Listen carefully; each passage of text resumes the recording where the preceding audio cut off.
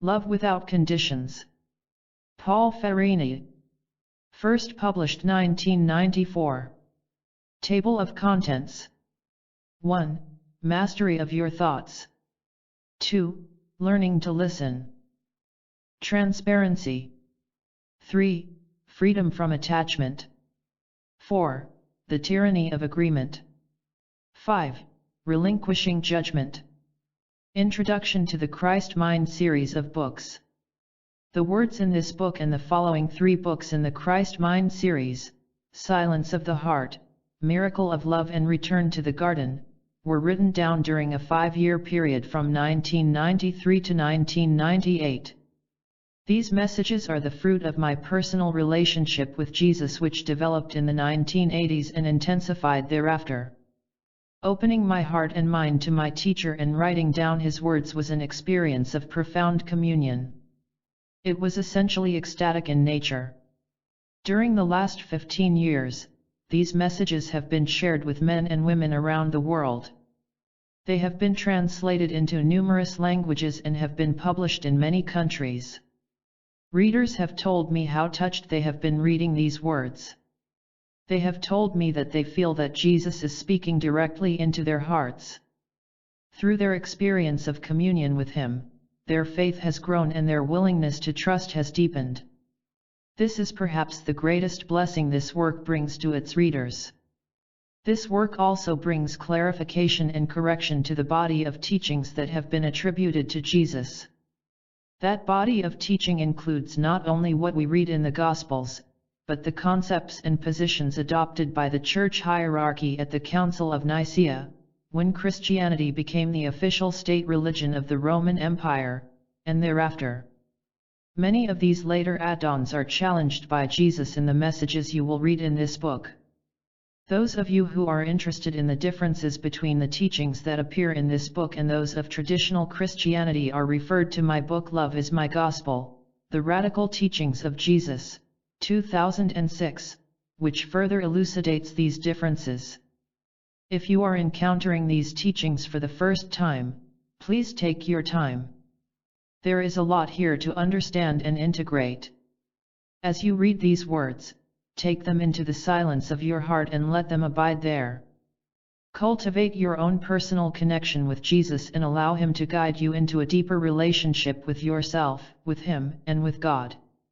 For me, truth is revealed when it resonates in my heart and mind and, sometimes indeed, in every cell of my body.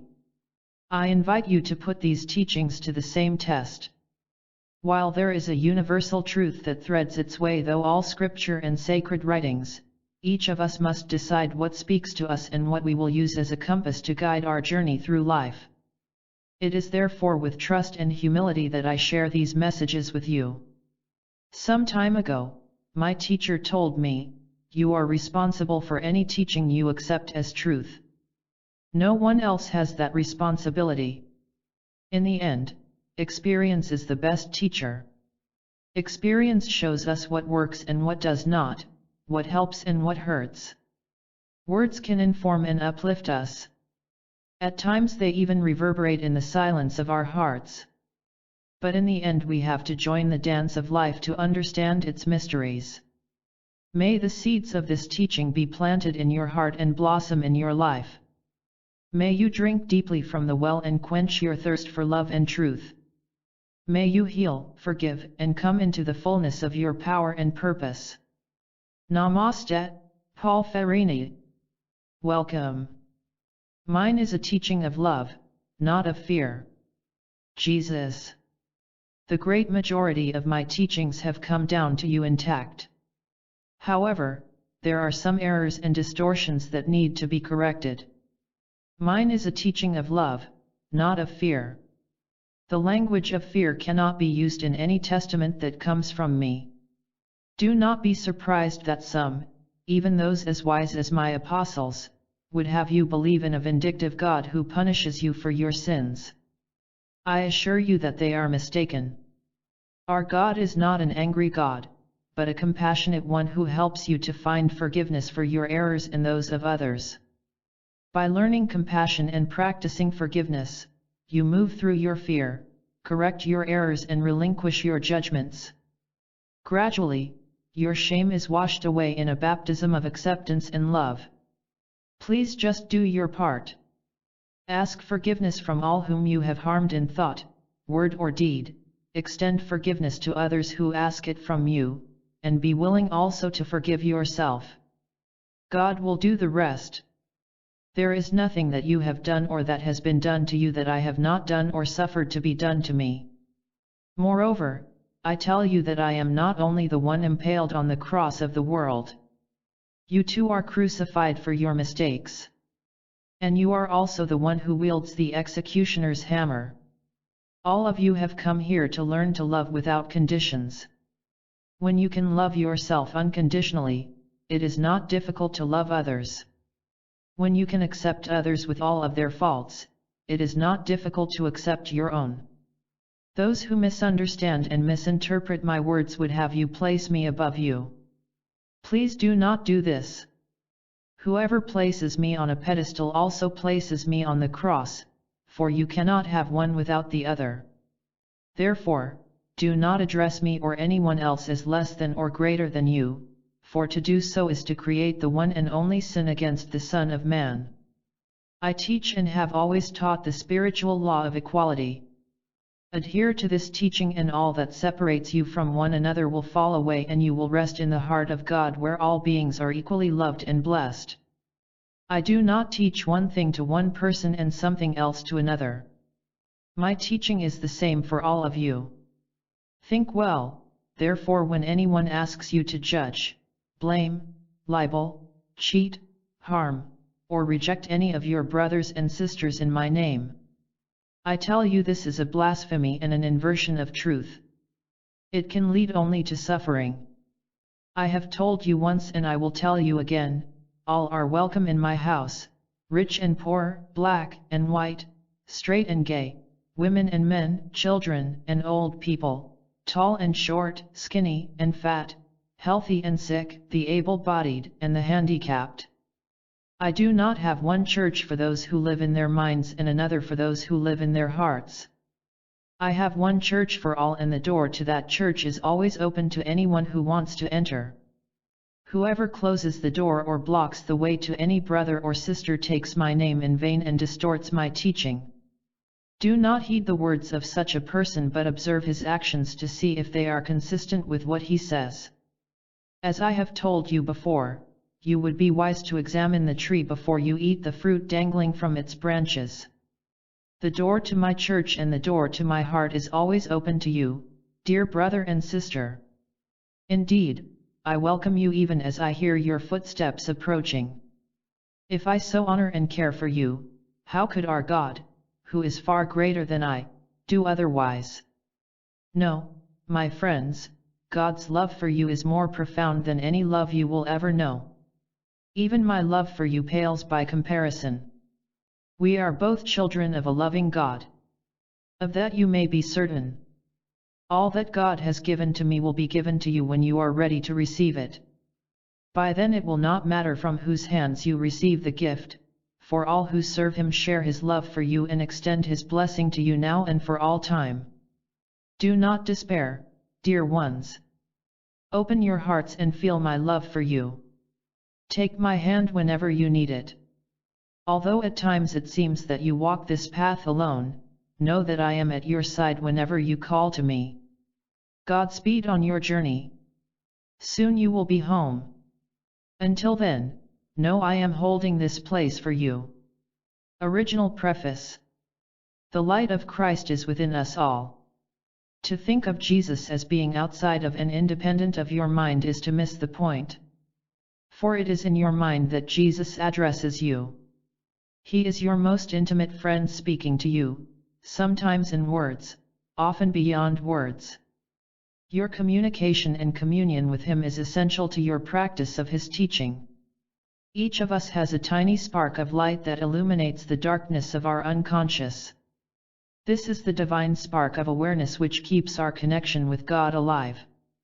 This spark also connects us to the divine teacher in our tradition and to the divinity within our brothers and sisters.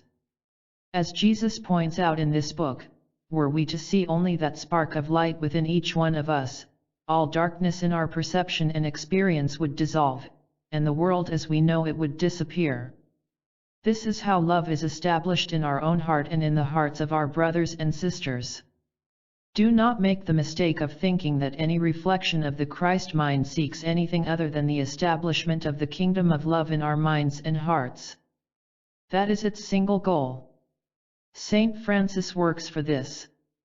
The Baal Shem Tov works for this. Rumi works for this. Divisions into religions are relics of this world. Such boundaries do not exist in the Christ mind, where all beings join in a single goal. It is hard for us to imagine this, but it is so. There is no one brought up in the Judeo-Christian tradition who does not have to come to terms with the life and teachings of Jesus. This is true for Christians and Jews alike. It is also true for atheists or agnostics. All who have rejected Jesus or placed him on a pedestal have misunderstood his teaching. That is why correction must take place for all of us. To each one of us, Jesus has a specific message that will help us dissolve our guilt and walk through our fear. A follower of Jesus does not advocate any kind of separation. He practices love and forgiveness for all beings, including himself. He embraces the Jew, the Muslim, and the Hindu as his brother. He does not seek to convert others, but rests secure in his own faith. Nor does he believe that those who choose a different path will be denied salvation. A true follower of Jesus knows that God has many ways of bringing us home and never doubts the outcome. Each of us has available to us a personal relationship with Jesus. That relationship comes into being simply as we begin to want it and trust it. There is no technology, no invocation, no esoteric spiritual practice involved in it. The simple but authentic need for his friendship and his guidance is all that is required. Let's be clear that Jesus does not wish to become an authority figure for us. Indeed, he stands against all authority save God's. He asks merely that we take his hand as an equal, and that we reach out to each one of our neighbors with the same mutual respect and intention of equality. His teaching may be simple, but it requires all of our attention, all of our energy, all of our commitment to put it into practice. Ultimately, the end of human suffering comes when we decide together that we have suffered enough. Each of us, in our own way, is beginning to ask for a better way. Do you think that Jesus will abandon us now? Do you think the little spark in your heart and mind will shrink and grow dim, a casualty of our fear, our guilt, and our pain? It cannot be so. Because the light is within us, it cannot refuse to shine when we call upon it.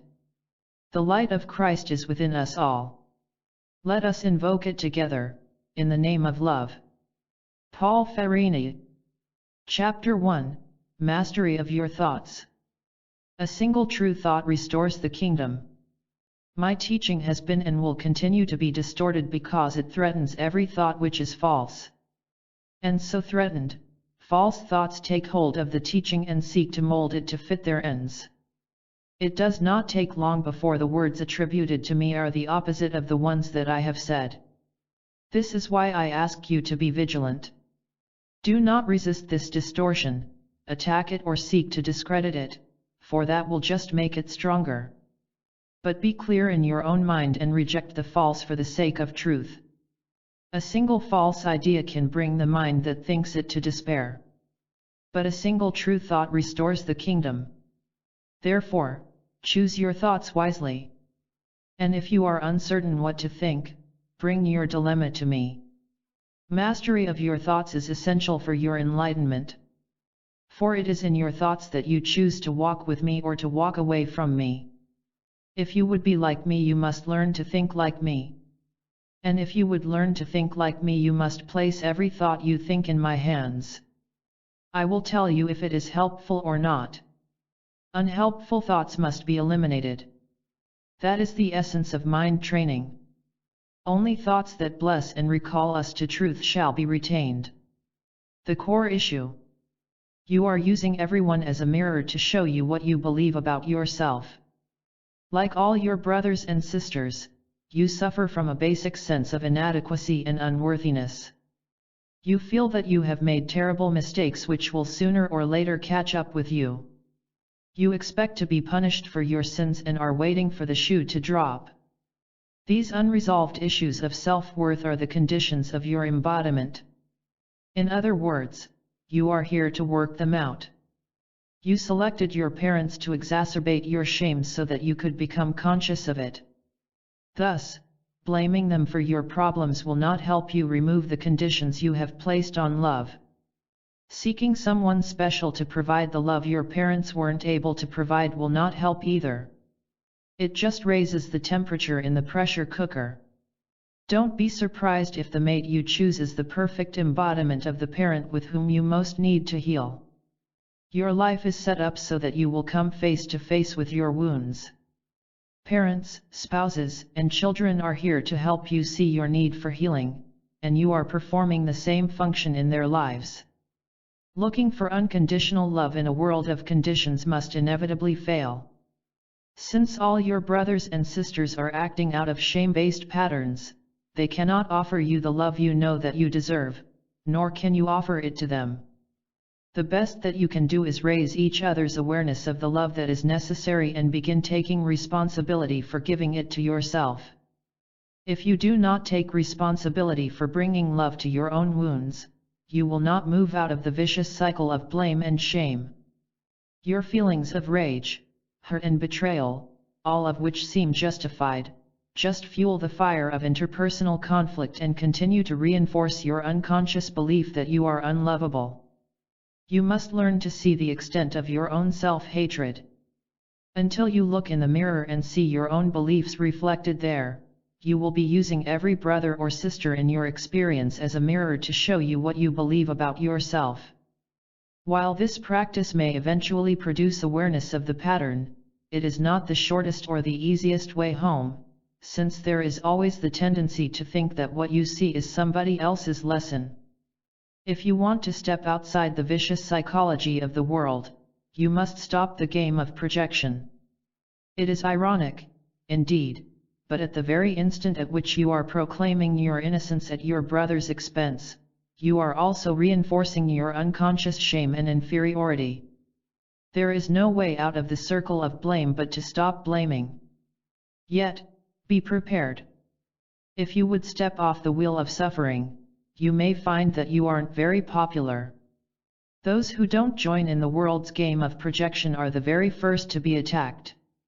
If you learned anything from my life, you must have learned this: the futility of punishment. You cannot love in an unloving way. You can't be right and attack what's wrong. In human society there is a right and a wrong. Those who do right are rewarded and those who do wrong are punished. This is how it has always been. My teaching threatens this basic assumption. At the most superficial level it challenges the idea that wrongs should be punished. In the face of the call for retribution, I have stood and will continue to stand for forgiveness. At a deeper level my teaching challenges the very idea that someone should be condemned by his behavior. If someone acts wrongly, it is because he thinks thoughts that are false. If he can realize the untruth of his thinking, he can change his behavior. And it is in the interest of society to help him do this. But if punishment is brought, his false ideas will be reinforced, and guilt will be added to them. You have heard the expression, 2 wrongs do not make a right. That is the essence of my teaching. All wrongs must be corrected in the right manner. Otherwise correction is attack. To seek to overpower or to argue with a false idea is to strengthen it. That is the way of violence. My way, on the other hand, is non-violent. It demonstrates the answer in its approach to the problem. It brings love, not attack, to the ones in pain. Its means are consistent with its ends. To make wrong is to teach guilt, and perpetuate the belief that pain and suffering are necessary. To make right is to teach love and demonstrate its power to overcome all suffering. To put it simply, you are never right to make wrong, or wrong to make right. To be right, make right. You cannot love in an unloving way. You can't be right and attack what's wrong. Error must be undone. And since the root of all error is fear, only the undoing of fear will bring correction. Love is the only response that undoes fear. If you don't believe this, try it. Love any person or situation that evokes fear in you and the fear will disappear. This is true, not so much because love is an antidote to fear, but because fear is the absence of love. It therefore cannot exist whenever love is present. Self-forgiveness. Without self-forgiveness, there is no release from guilt. Your feelings of inadequacy and unworthiness create your fear of retribution. If you believe that there is something wrong with you or that you have done something wrong, you will be afraid of being punished. And if you are afraid of being punished, you will defend yourself against all imagined attack. Whenever you feel that someone is questioning your self-worth, you will be ready to pull the trigger. This whole drama of guilt and retribution is happening only in your mind. If you project it, you will bring others into it and you will need to work it out together. This just ups the ante. Working something out with another when you are not aware of your own complicity in the event is unlikely. Better to begin by bringing awareness to your own thoughts. For not only will you find that guilt is the root of all suffering, you will also find that self-forgiveness is necessary. Without self-forgiveness, there is no release from guilt. The drama of redemption is also happening in your mind. Judge and jury live within your own thoughts. You established your guilt and now you must dissolve it. Until you undo your guilt, you cannot find your innocence. That is what the forgiveness process is all about. It has nothing to do with forgiving others. It has everything to do with forgiving yourself for establishing your guilt. Your brother. Those who withhold forgiveness from others withhold it from themselves. Forgiving your brother for his trespass on you only helps him if it enables him to forgive himself. Likewise, receiving your brother's forgiveness for your trespass on him only helps you if it enables you to forgive yourself. The forgiveness of others is necessary only if you believe that it is. If you do, as most people do, making amends is important. Asking others for forgiveness demonstrates that you are ready to change your own mind about what happened. However, do not make the mistake of giving your brother the power to forgive you. This places power outside of yourself, where it can never be. Ask for his forgiveness, but, if he withholds it, do not assume that forgiveness will never be yours. Indeed, it is always yours. Those who withhold forgiveness only withhold it from themselves. You have a simple choice, to find your brother innocent or to find him guilty. This choice occurs over and over again, every day, every hour, every moment. Thought by thought, you imprison your brother or release him. And as you choose to treat him, so do you deliver the same judgment upon yourself. You cannot get to heaven by holding your brother down, nor will you get there if you try to carry him. Each of you has been given the means to discover your own innocence. Simply acknowledge your brother and bless him upon his journey. If he asks for your help, give it gladly. But do not try to do for your brother what he must do for himself. Proper boundaries are necessary if you are to move beyond them. Don't make your peace and happiness your brother's responsibility, or make his peace and happiness yours. He is not here to save you, nor you to save him. On the other hand, release your brother from every grievance you have of him. Do not withhold love from him in any way. For to try to hold him back from his happiness is but to attack him and imprison yourself in the grip of fear and guilt. Do not avoid your brother's call for help. Let him work by your side as long as he will. And when he is ready to leave, wish him well. Give him food and water for the journey. Don't make him beholden to you or force him to stay against his will. Your brother's freedom is but a symbol for your own. Therefore, let him come and go gracefully. Welcome him when he comes and bid him farewell when he goes. More than that you cannot do. Yet this much is enough. Care for each stranger in this way, and I will show you a world where trust has returned and charity rules. Love your neighbor as you would love yourself. Make him equally important. Do not sacrifice for him or ask him to sacrifice for you, but help him when you can and receive his help gratefully when you need it. This simple dignified exchange is a gesture of love and acceptance. It demonstrates mutual confidence and mutual regard. More than this is too much. Less than this is too little. Interpretation. Just because you have inverted truth does not mean the truth ceases to be true. You interpret what happens in your life according to your core beliefs and the emotional states that arise from them. When your expectations are not met, you are merely receiving a correction.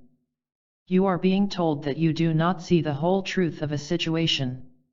You are being asked to expand your perceptions. Correction is not attack. It is not punishment.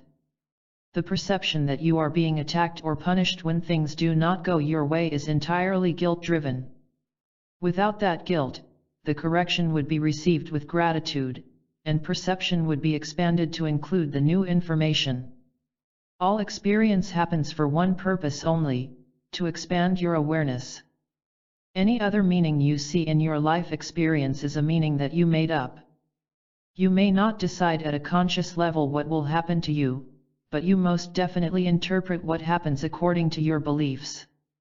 Your primary freedom lies in learning from the experiences that come your way. Of course, you can refuse to learn from your experiences. But this choice leads to suffering. If you don't know this yet, it won't be long before you do.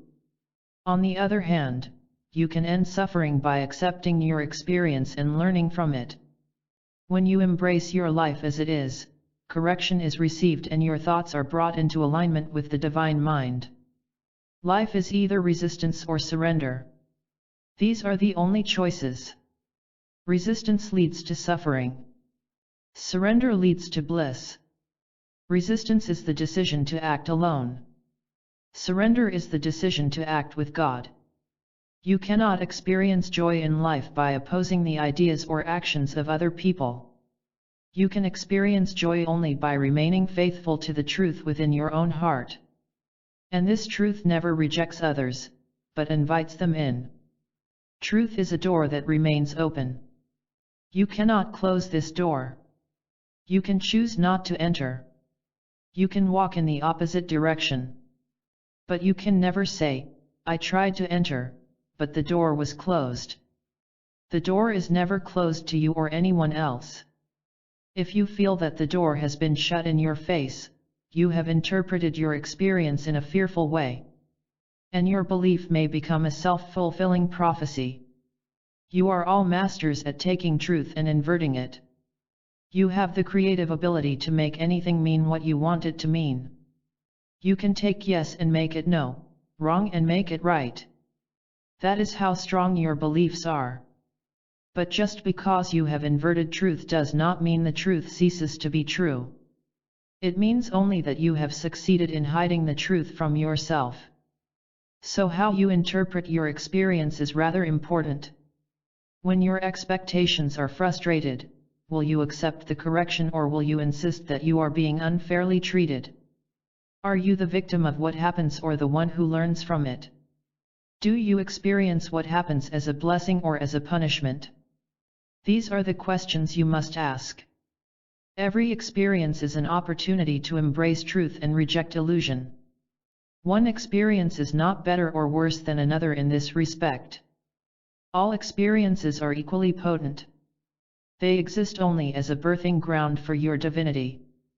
The need for miracles. Every miracle demonstrates that love is stronger than fear. Miracles are demonstrations of the divine mind in action within your mind and experience. To experience a miracle, you must know that you need it, ask for it sincerely and be willing to receive it. Then it is possible for it to manifest in your consciousness and your experience. Unfortunately, even if the miracle has manifested in your life, you may not know it because you have a preconception of what it is supposed to look like. So even though it is sitting right next to you, you may not recognize it. What good is a miracle if you can't find it? To bring God's solution into your heart and mind, let go of your pictures and expectations. Be open to change and allow it to reveal itself to you.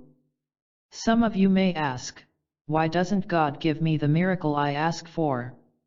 That is because the miracle you ask for may not free you from your fear. Therefore, it is not miraculous, and your fear will just recreate the conditions you were hoping to change.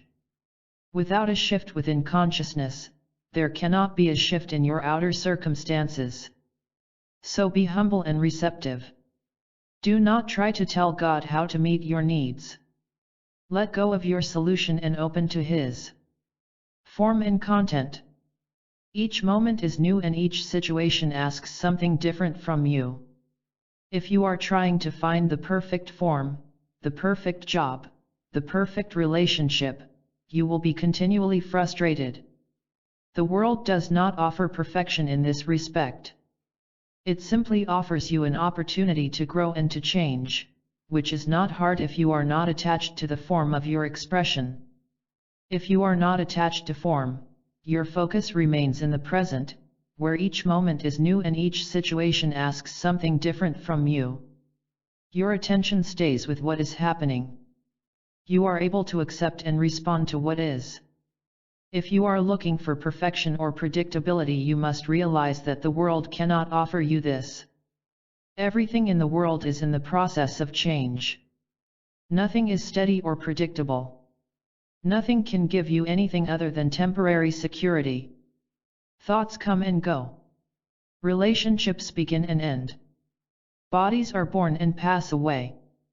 This is all the world can offer you: impermanence, growth, change.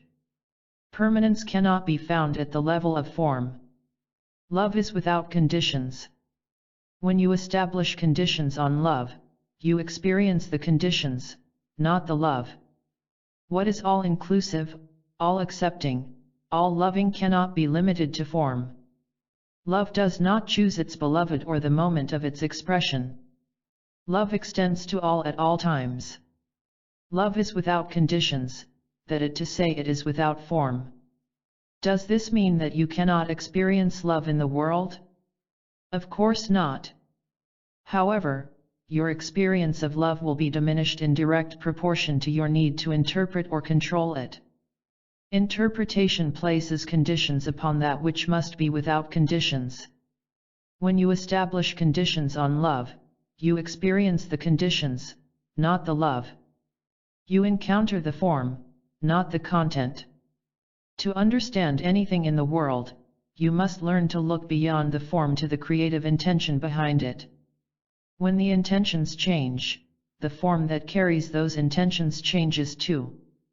Every situation in your life provides you with an opportunity to experience greater intimacy and freedom. As you love more people more deeply, you become less attached to them individually. You begin to align with the energy of divine love which is beyond the body, indeed beyond form of any kind. In each moment you are challenged to use the form that is available to you. To do so, you need to be flexible and receptive, yet in alignment with your intention. Move into intimacy without trying to define it or control it, and you will not be limited by form or obsessed by it. You will be free to create spontaneously. Opening to the divine. There is no human being who does not deserve your forgiveness and your love. In a world where there are only good thoughts, comparison is impossible. Without comparison there is no interpretation, so there can be no failure, punishment, sacrifice or suffering. Can you imagine such a shining, guiltless world? It may seem strange to you that such a world can exist, yet it is no harder to create than the world you inhabit. You can begin to create this new world by understanding that there is no bad, but only good in you and in your brother. Not one of God's children can be bad. At worst he is hurt. At worst he attacks others and blames them for his pain, but he is not bad. Yes, your compassion must go this deep. There is no human being who does not deserve your forgiveness. There is no human being who does not deserve your love. Only one who is in fear judges another. Are you beyond the grip of fear? If not, then recognize your fear. If you recognize your fear, you will not judge others, for you will come to see that fear always distorts your perception.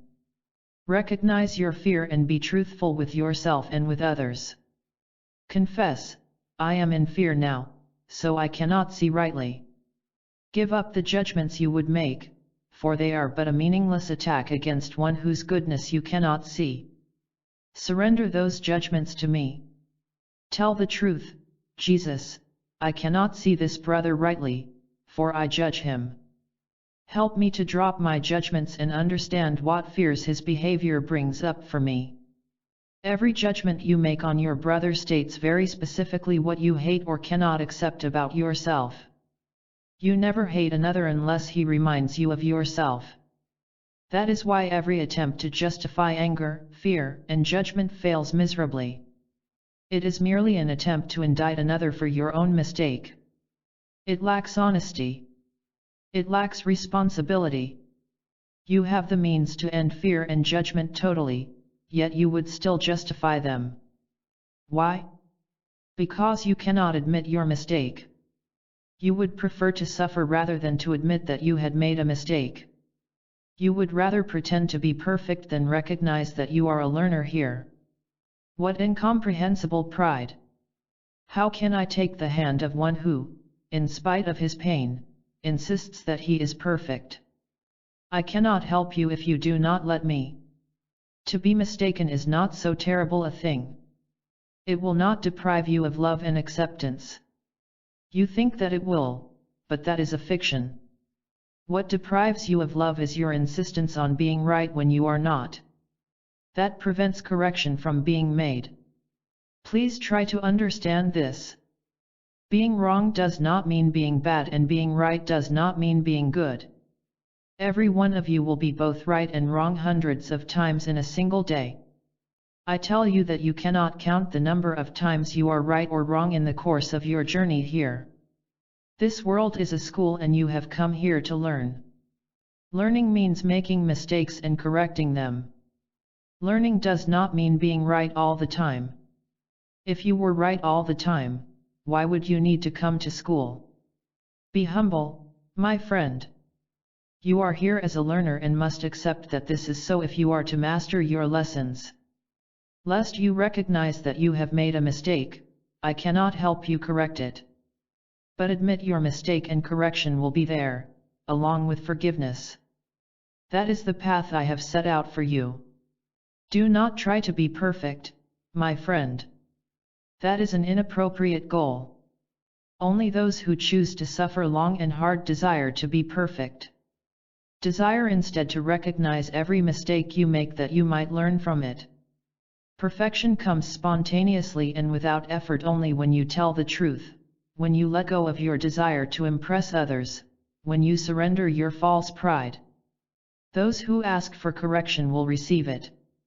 This is not because they are better than others, but merely because they ask. Do not judge those who are not ready to admit their mistakes. Simply admit your own and give the rest to God. Share what your experience has been, but do not seek to thrust it upon others. For you do not know what others need, and it is not up to you to know. Remember the good in your brother. Remember the good in yourself. Let all fears and judgments dissolve where they arise. Admit your mistakes and be tolerant of the mistakes others make. That is what I ask of you. It is simple, is it not? It is so simple you will keep forgetting it. But do not be discouraged. Once you have decided that this is what you want, you cannot fail to come home. Chapter 2, learning to listen. There are times in your life when you need to be quiet and listen. You are wasting so much time looking for answers to your problems outside of yourself. If you just took the time to be with yourself, the answers would arise spontaneously. Learn to be present with your experience. Being with is not an analytical activity. Indeed, recognize that you cannot figure your experience out. You can either be with it, or you can intellectualize it, which of course is an escape. Every moment you are receiving helpful suggestions which can aid you in steering the ship of your life back on course. But you cannot hear these suggestions if you don't take the time to listen. Ironically, it is precisely at those times when you are most frantic trying to figure out and fix your problems that you most need to be quiet and listen. You may not realize that at first. But you can't help but notice that the more you try to figure things out, the more confused they get. When you give up trying to make your life work the way you think it should, you can be open to receive spiritual guidance from within. Usually, when you are on a collision course, the answer that you receive is something like, "Slow down, look around."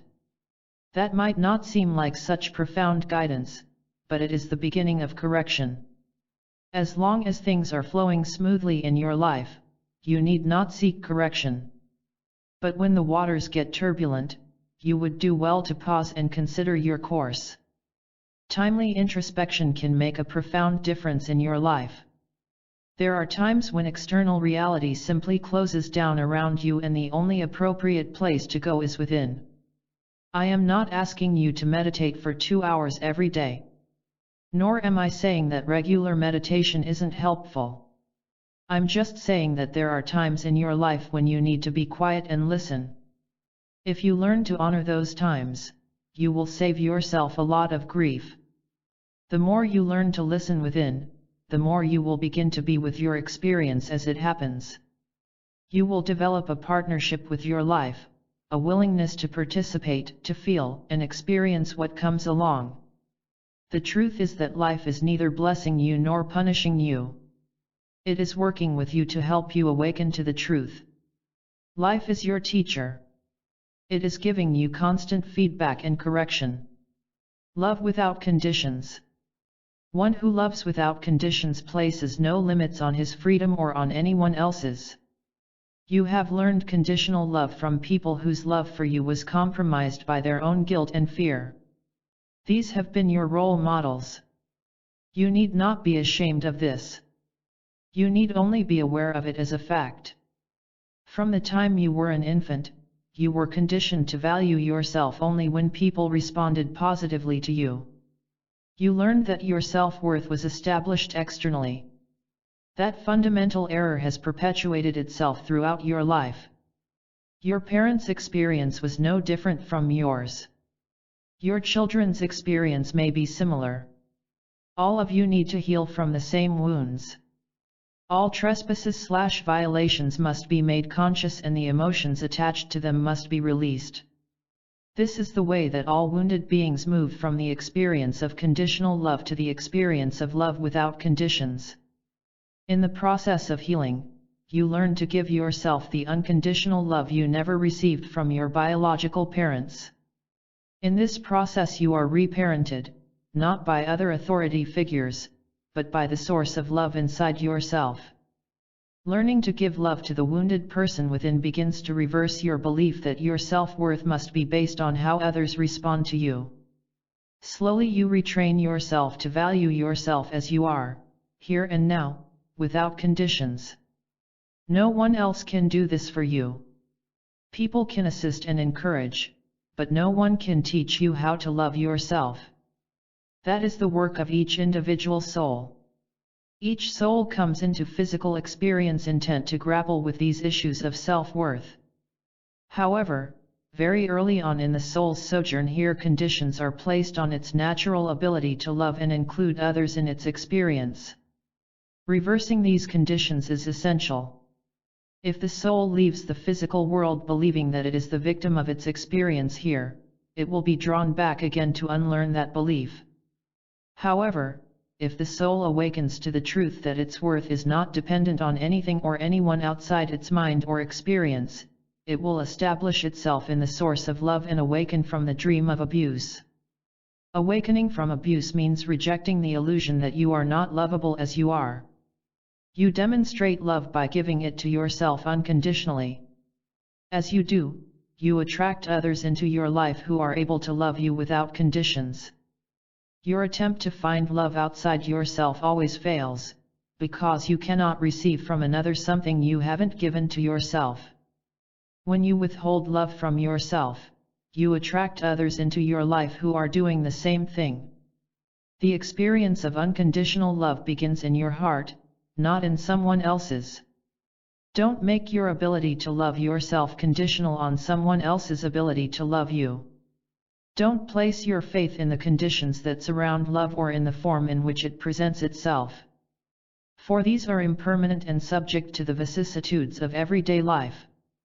Real love does not change.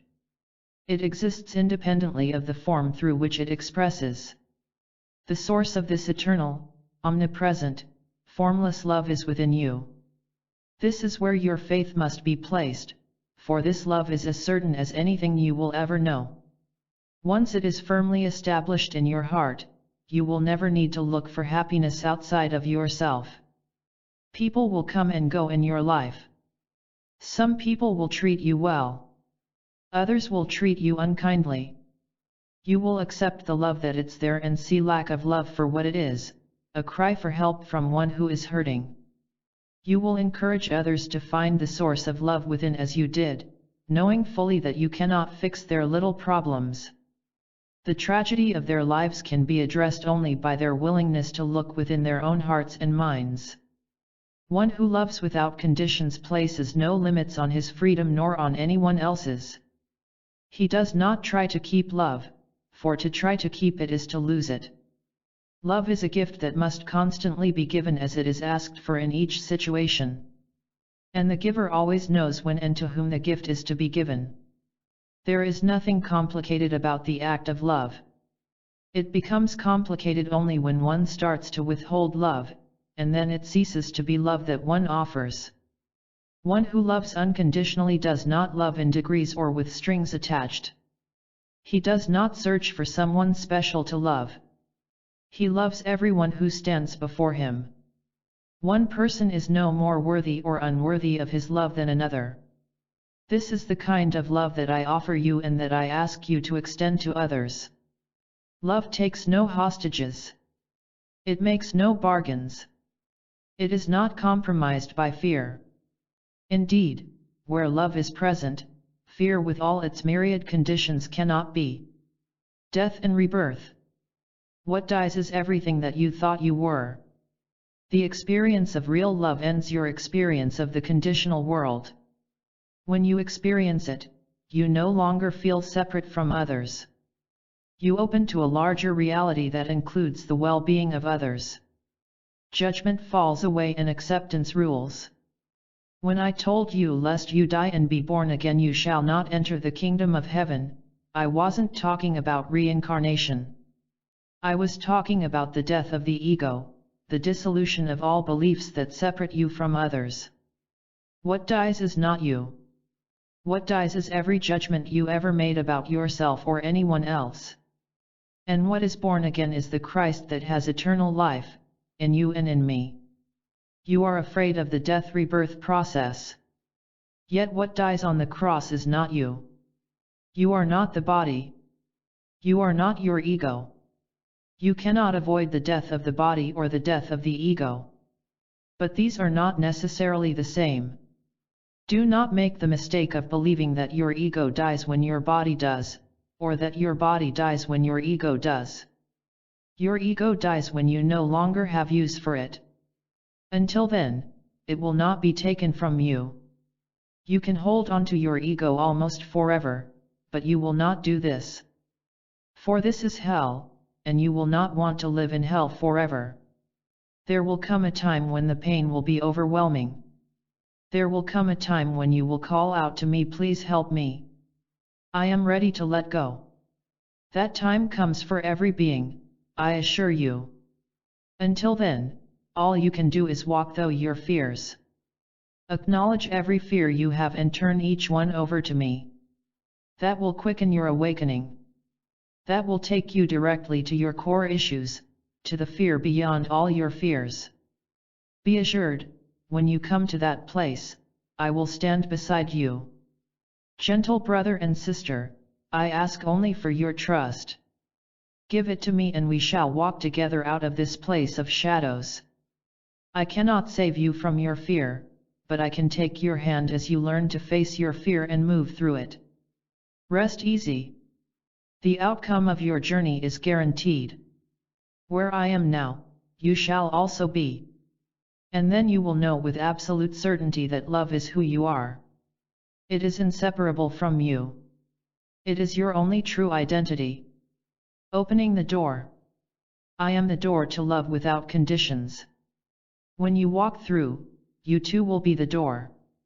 To bring attention to any person or situation, you cannot have an agenda of your own. If you have expectations of yourself, of another, or of the situation in general, you cannot be fully attentive in that moment. Your ability to be attentive depends on having an open mind, a mind that is free of judgment and free of expectation, and an open heart, a heart filled with compassion for yourself and others. It means that you see and treat others as equals and understand that your well-being and theirs are one and the same. Having an open mind and an open heart opens the door to love. But this is a door that opens and closes. When it closes, one needs to be patient and forgiving, or the door will not open again. One needs to feel not only the presence of love, but its absence as well. Feeling its absence, one learns to listen, and to soften in the heart. Feeling separate from others, one learns to look for the subtle judgments that are being made. The shift from judgment to acceptance, from separation to empathy is the essence of healing. Being a healer or miracle worker means accepting your inherent capacity to be free of conflict, free of guilt, free of judgment or blame. If you accept this capacity in yourself, you will demonstrate miracles in your life just as I did. Healing is not only possible, it is necessary. Every one of you is a healer of your own perceived injuries and injustices, and a witness to the power of the miracle. Healing is your only purpose here. The sooner you realize it, the better. Please remember that all authentic spiritual practice begins with the cultivation of love for and acceptance of yourself. Don't try to love other people before you learn to love yourself. You won't be able to do it. When someone comes into your life who pushes all your buttons, don't try to love that person. Just refuse to blame him or make him your enemy. Simply acknowledge that he pushes your buttons and ask for time to be with your feelings. When you are alone, remind yourself that what you are feeling belongs to you only. The other person has nothing to do with what you are feeling. Disengage from all thoughts that would make the other person responsible for what you are feeling. Now be with your feeling and say to yourself, what I am feeling shows me some aspect of myself which I am judging. I want to learn to accept all aspects of myself. I want to learn to bring love to all the wounded parts of me. Practice this again and again and be patient and compassionate with yourself. Take small steps. Begin healing your own thoughts and feelings. Every time you heal a judgmental thought or feeling of separation, it is felt by every mind and heart in the universe. Your healing belongs not just to you, but to all beings. When you come to peace, world peace becomes imminent. If you have a responsibility to others, it is only this one, that you come to peace in your own heart and mind. An open heart and an open mind are the door that opens to love's presence. Even when the door is closed, it bids you open it. Even when you are judging and feeling separate from another, love calls to you from within. I have told you that, no matter how many times you have refused to enter the sanctuary, you have only to knock and the door will be opened to you. I have said to you, ask, and it shall be given you, but you refuse to believe me. You think that someone is counting your sins, your moments of indecision or recalcitrance, but it is not true. You are the only one counting. I say to you, brother, stop counting, stop making excuses, stop pretending that the door is locked. I am here at the threshold. Reach out and take my hand and we will open the door and walk through together. I am the door to love without conditions. When you walk through, you too will be the door.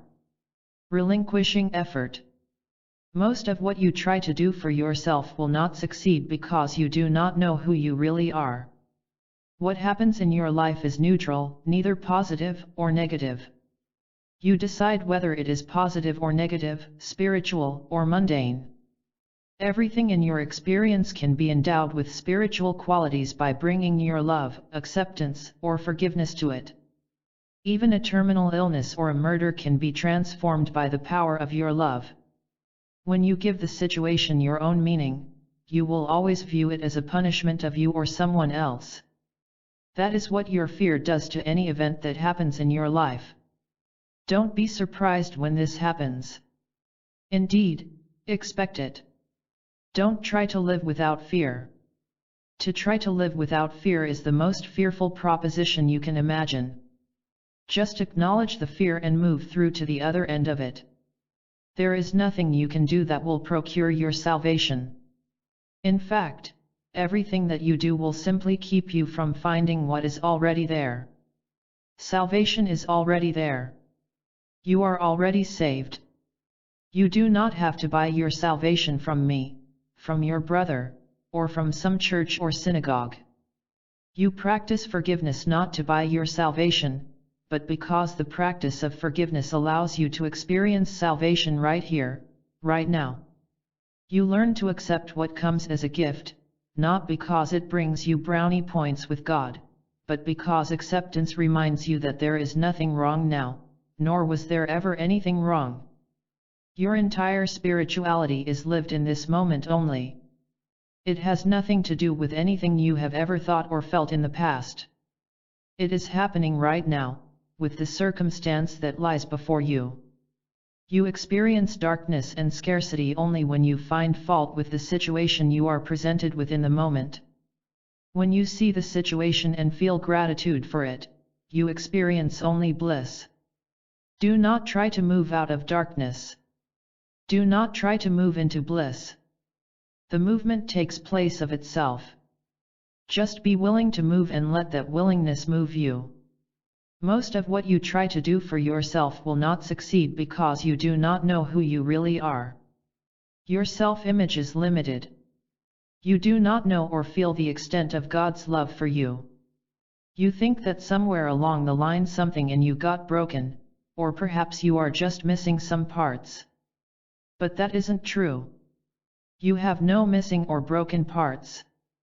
All of your wholeness is fully present right now. Many of you study prosperity consciousness, yet what you do does not seem to prosper. Why is this? Because you do not know your true worth.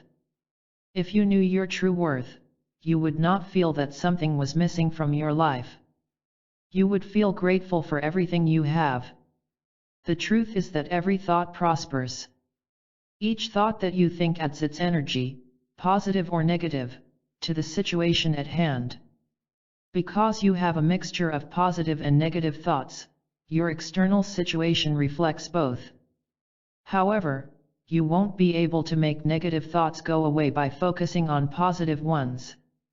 In fact, the more you focus on positive thoughts, the more power you give to your negative thoughts. You cannot escape this paradox. That's why saying affirmations doesn't work. Stop trying to change your negative thoughts and just be aware of them. Awareness is the only effective vehicle for transformation. How will you learn to be supported by divine law if you are always interfering in its workings? I tell you that you cannot fix yourself. Your attempt to fix yourself just fractures your consciousness into smaller pieces. Moving out of conflict. Love accepts the validity of both sides. When you watch your thoughts, you become aware that part of you wants one result and another part of you wants another. You feel that you have to choose between these two parts, and that brings pressure and conflict.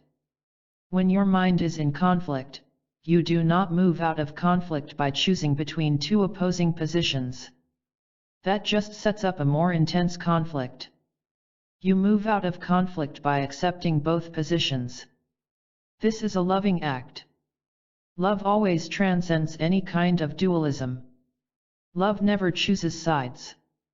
It always accepts the validity of both sides. You believe that you must choose between right and wrong. But are you or anyone capable of determining what is right and what is wrong? As soon as you think you know, you have lost the thread of truth. So don't try to choose.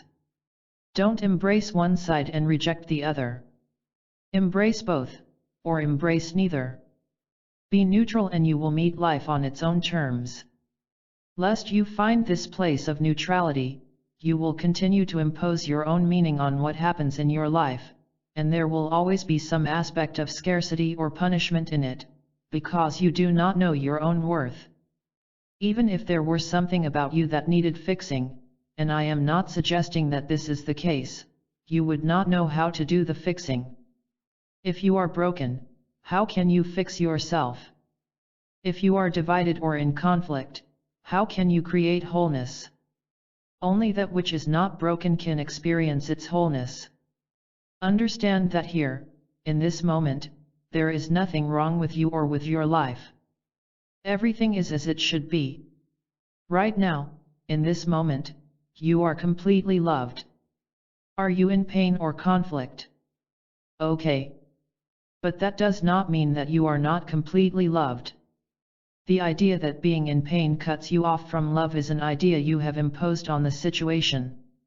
In truth, nothing cuts you off from love, save your own beliefs. You invert the truth of the situation. You make cause an effect and effect a cause. Your fear inverts the truth and makes you a victim of the world. But you are not a victim. However, do not beat yourself because you do this. Simply see and accept what you do and let it shift of itself. Simply bring your awareness to it. When you see the world in its utter neutrality, you will understand that it exists only as a tool for your own learning. Pray for those who trespass against you. Do not hold them to you with thoughts of retribution, but gently release them in forgiveness. And know that as you release them, you release yourself. I can preach to you about the power of forgiveness, but you will never know how great that power is until you experience it. The willingness to forgive yourself and release others from your judgment is the greatest power you can know while you live in this embodiment. The only power that is greater is the power of love itself. And without the gesture of forgiveness, which removes the veil of fear, the power of love remains unharnessed. Yet take heart, my friend. Every time you forgive, you dissolve a condition you have placed on your capacity to love. Every time you forgive, love is awakened in you more deeply and your capacity to extend that love is increased. That is the nature of the journey. Be at peace with it and it cannot fail to bring you home. Chapter 3, Transparency. You are one facet in the many-faceted jewel of God's love and grace. When you have nothing to hide, shame can dissolve. Lies no longer need to be upheld. Simplicity and clarity rule in your life, for there is no deception or hidden agendas. This clarity available to you right now if you have the courage to communicate honestly. If you have a fear and share it, that fear and the guilt beneath it no longer remain hidden. If you have a judgment, you can see it and examine it. You can hide your attack thoughts or you can confess them. The ritual of confession, like most rituals, has ceased to embody the purpose behind it. It has nothing to do with receiving absolution from another. It has everything to do with rejecting the density of deceit and bringing fear and guilt into conscious awareness. The one who hears the confession is not a judge, but a witness. He or she does not have to wear robes or be in a position of authority. Any witness will do, so long as the witness understands that her role is not to judge or condemn, but merely to listen with compassion. There is no one who does not make mistakes. Trespass one against another, with or without intention, is commonplace. Mistakes will be made, and each error is a gift because it brings you to correction. Celebrate the opportunity to bring all manipulation and deceit to the surface. Be thankful for the invitation to reach into the dark places of your mind and bring the contents to the light of conscious inspection. When you justify your mistakes, you hang on to them, forcing yourself to defend them over and over again. This takes a great deal of time and energy. Indeed, if you are not careful, it can become the dominant theme of your life. Why not confess your errors so that you don't have to spend all your time defending them? Own your deceit so that it doesn't chain you to the limitations of the past. Let each trespass be openly acknowledged. If you think poorly of your brother, tell him so and ask him to forgive you. Do this not to raise him on a pedestal, but to keep yourself from falling into the bottomless pit of self-hatred and despair. The density of this world is a result of your lack of courage to admit your mistakes. Do you really think it possible that you could be more moral or more correct than anyone else? The best that you can do is to be more skillful at hiding your mistakes. This is a sad and self-defeating game. I ask you to stop playing it. Trust your brother and sister and know that they do not stand above you in judgment, but side by side, as your equals. They cannot condemn you without condemning themselves. Confess to yourself. Confess to your mate, your boss, even to the stranger on the street. Do not be concerned about what people think. This is a revolutionary teaching. Your confession gives others permission to look at their own mistakes with compassion. One who admits her mistakes is a beacon of light to others. She has shed her cloak of darkness. Light shines through her, for her mind is transparent, a clear channel through which truth flows without effort. Others immediately know that she can be trusted and they reach out to take her hand. Having forgiven her own sins, she can extend that forgiveness to others. Her authority does not come from outside, but from within. She has been ordained by no authority of the world. Yet each person who comes to her recognizes her, trusts her, and confides in her. This is the truth about confession. And any man or woman can be a minister or a priest. Do not believe in the lies that are offered up to you in my name. Use your common sense. You are right to reject false teachings. I too would have turned away from a church that offers nothing but deception, exclusivity, and guilt. But do not allow your anger at the hypocrisy to take you away from your direct relationship with me. Forget everything you have been taught by others and consider the truth now in your own heart. That is where we must meet, not in some pretentious building that mocks my teaching and my life. Now consider the truth, my friend. You cannot have secrets from me or from your brother and leave your suffering behind. To end suffering, you must end all forms of deceit in your life. And that can only be done by telling the truth, to yourself, to me, and to your brother and sister. What do you have to lose, except the density and confusion of the world? Would you keep your secrets and remain in the labyrinth, or would you confess them and be free of the dark, twisting streets? The choice is yours. But do not fool yourself. There is no salvation in secrecy or darkness. Salvation is offered openly to everyone in the light of truth. And in that light no shadows of shame or sin can remain. Have the courage to admit your mistakes so that you can learn from your errors and release yourself from pain, struggle, and deceit. Do not deny the truth or pretend that you have not heard it. For I have told it to you here in simple words that you can understand. The rest is up to you. For truth is not embraced until it is put into practice in your life. Each of you is one facet in the many-faceted jewel of God's love and grace. Each one of you has in your own way a simple dignity of expression. The beauty of one facet does not interfere with the splendor of another, but adds to it in both breadth and intensity. What makes one facet shine is available to all. The light that is in me is also in you. I am no more beloved by God than you are. You must come to know this in your own heart. No amount of teaching or preaching will cause you to believe it. That is why I ask you to practice.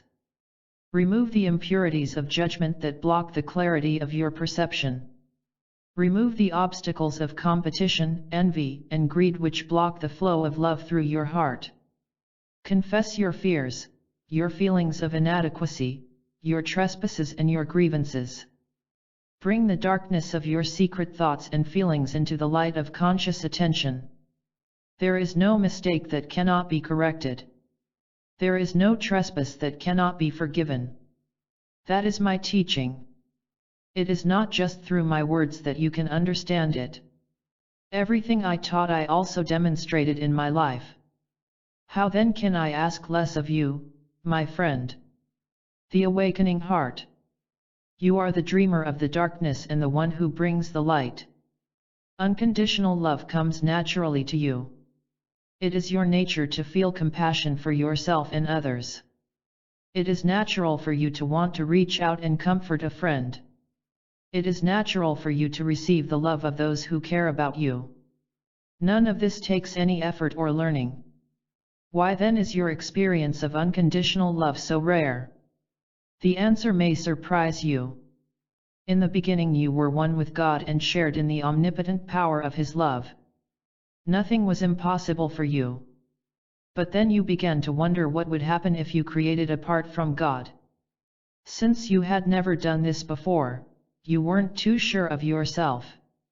Doubt came in and you wondered what if something goes wrong. This doubt was just separation anxiety, but it gave rise to many other fearful thoughts. Among these thoughts was the thought, if I make a mess of things, God might be mad at me and withdraw His love from me. And that thought was the clincher. It didn't take long to go from that thought to the experience of feeling guilty and cut off from God's loving presence. Now this separation was artificial and self-imposed, but it felt real to you and you believed it. And so all that you created after that was the result of the belief, I am not worthy of God's love. So in your own mind you fell from grace. You went from sharing in the omnipotent power of God's love to being afraid of that love. Another way of saying that is that you became afraid of your own creative power. So you hid it away where you couldn't see it. You stopped being a creator and became a victim. You stopped being a cause and became an effect. In other words, you turned reality inside out. You made love fearful. When you are feeling separate, it's hard to remember what it was like before separation occurred. Yet that seems to be your peculiar dilemma. And to find your way back to God, you must retrace your steps and realize that the separation was your choice, not His. You asked, what if I abused this power? Then you proceeded to make a world in which your power was fearful. You did not stop and wait for God's answer to your doubt and fear. Had you listened to His answer, you would have heard something like this: you are loved without conditions. I will never withdraw my love from you. Remembering that you are loved, you can only act in a loving way. Had you listened to God's answer, your dream of separation would have come to an end. For God's answer immediately challenges your assumption that you are not loved. This assumption is the original neurotic idea. All victimhood begins with this idea. You cannot think bad things or perform bad acts unless you believe that you are unworthy of love. All attack proceeds from this one assumption. Adam and Eve asked the same what if question: what if I ate of the apple and became as powerful as God? They too gave their own fearful answer, felt shame, and hid themselves from God. You are asking the same question right now. You are chewing the same apple. You too are playing hide and seek with God. Indeed, it is the continual asking and answering of this question which keeps your experience of victimhood in place. In your self-created world, you are either a victim or a victimizer. As you explore these roles, you see that there is little difference between them. The victim needs the victimizer and vice versa. The question of evil does not arise until one doubts one's own worthiness to give and receive love. That is your existential state. You doubt that you are lovable, you and everyone else in your world. Now comes the choice, the only choice that you need to make. Are you going to answer the question, am I lovable, or are you going to wait to hear God's answer? Are you going to let God correct your original faulty assumption, or are you going to accept this assumption as truth and build your life on its foundation? It's never too late to stop chewing on the apple. It's never too late to realize that your answer to your own fearful inquiry is unsatisfactory. It's never too late to turn to God and say, God, my answer has filled my mind with fear. My answer has brought only pain and struggle into my life. It must be the wrong answer. Will you please help me find another one? You see, your spiritual life on earth does not begin until you ask that question. It does not matter what religion you are. It does not matter what your social or economic standing is. Each one of you will come to a point in your life when you are ready to challenge your false beliefs and assumptions. And that is the beginning of your healing, and the restoration of your power and purpose. The doubting of your own doubt, the negating of your own negativity is the turning point, the end of the descent into matter and the beginning of the ascent into heaven. It is the renewal of your partnership with God, the new covenant. You can't be a partner with God so long as you see yourself or anyone else as a hapless victim. The new covenant asks you to recognize the kingdom of God in your own heart. That is another way of saying that you reject the idea that God is separate from you. You reject the idea that you are unlovable or that your brother is unlovable. You reject the idea of evil as an idea created in fear. You reject the idea that God's power can be abused. The new covenant is the acceptance of God's answer to the question, what if? It is the beginning of your own personal salvation and the beginning of human reception of the kingdom of God on earth. Once upon a time, you rejected your creative partnership with God. Now you are ready to reclaim it. Once upon a time you entertained the idea that you could be unlovable in God's eyes. Now you reclaim your eternal love communion with Him. When you accept God back into your life, your whole experience of the world and all the people in it changes. You are a father and a mother to every child who approaches you, a son or daughter to every elderly person. You are a friend to friend and friendless alike. You are a lover to the one who remembers he is loved and to the one who has forgotten.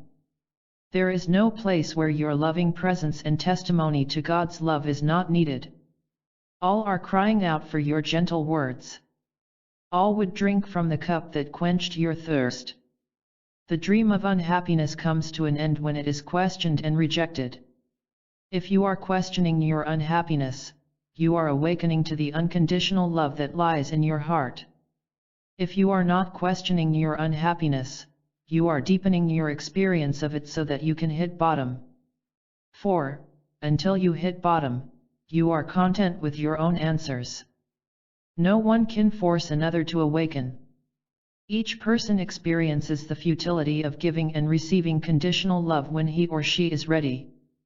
Each person clings to separation and control until the pain of it is unbearable. The pain threshold is different for each individual, but everyone crosses it in the end. That is why I ask you not to preach to others, but merely to extend love to them. Those who are ready to receive it will ask your help. Those who are not ready will continue on their journey without interfering with yours. A minister of love extends love to those who ask for it, silently or in words. He does not browbeat unbelievers with words or concepts promising some future salvation.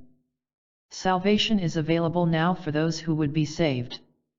Do not judge the others, for it is not for you to judge. Those who come later into the lap of God's love are not less worthy than those who come sooner. In truth, it is not God who lifts you up. Nor is it me.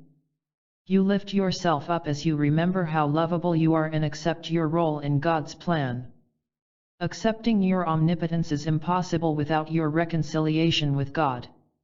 For all power comes from Him. You share in that as an equal partner, but you can never exercise that power apart from Him. Even in the what-if dream, you could never separate yourself totally from His love.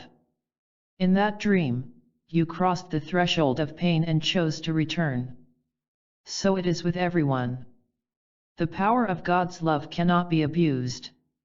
It can be rejected, denied, hidden. But all rejection, denial, and secret guilt have limits.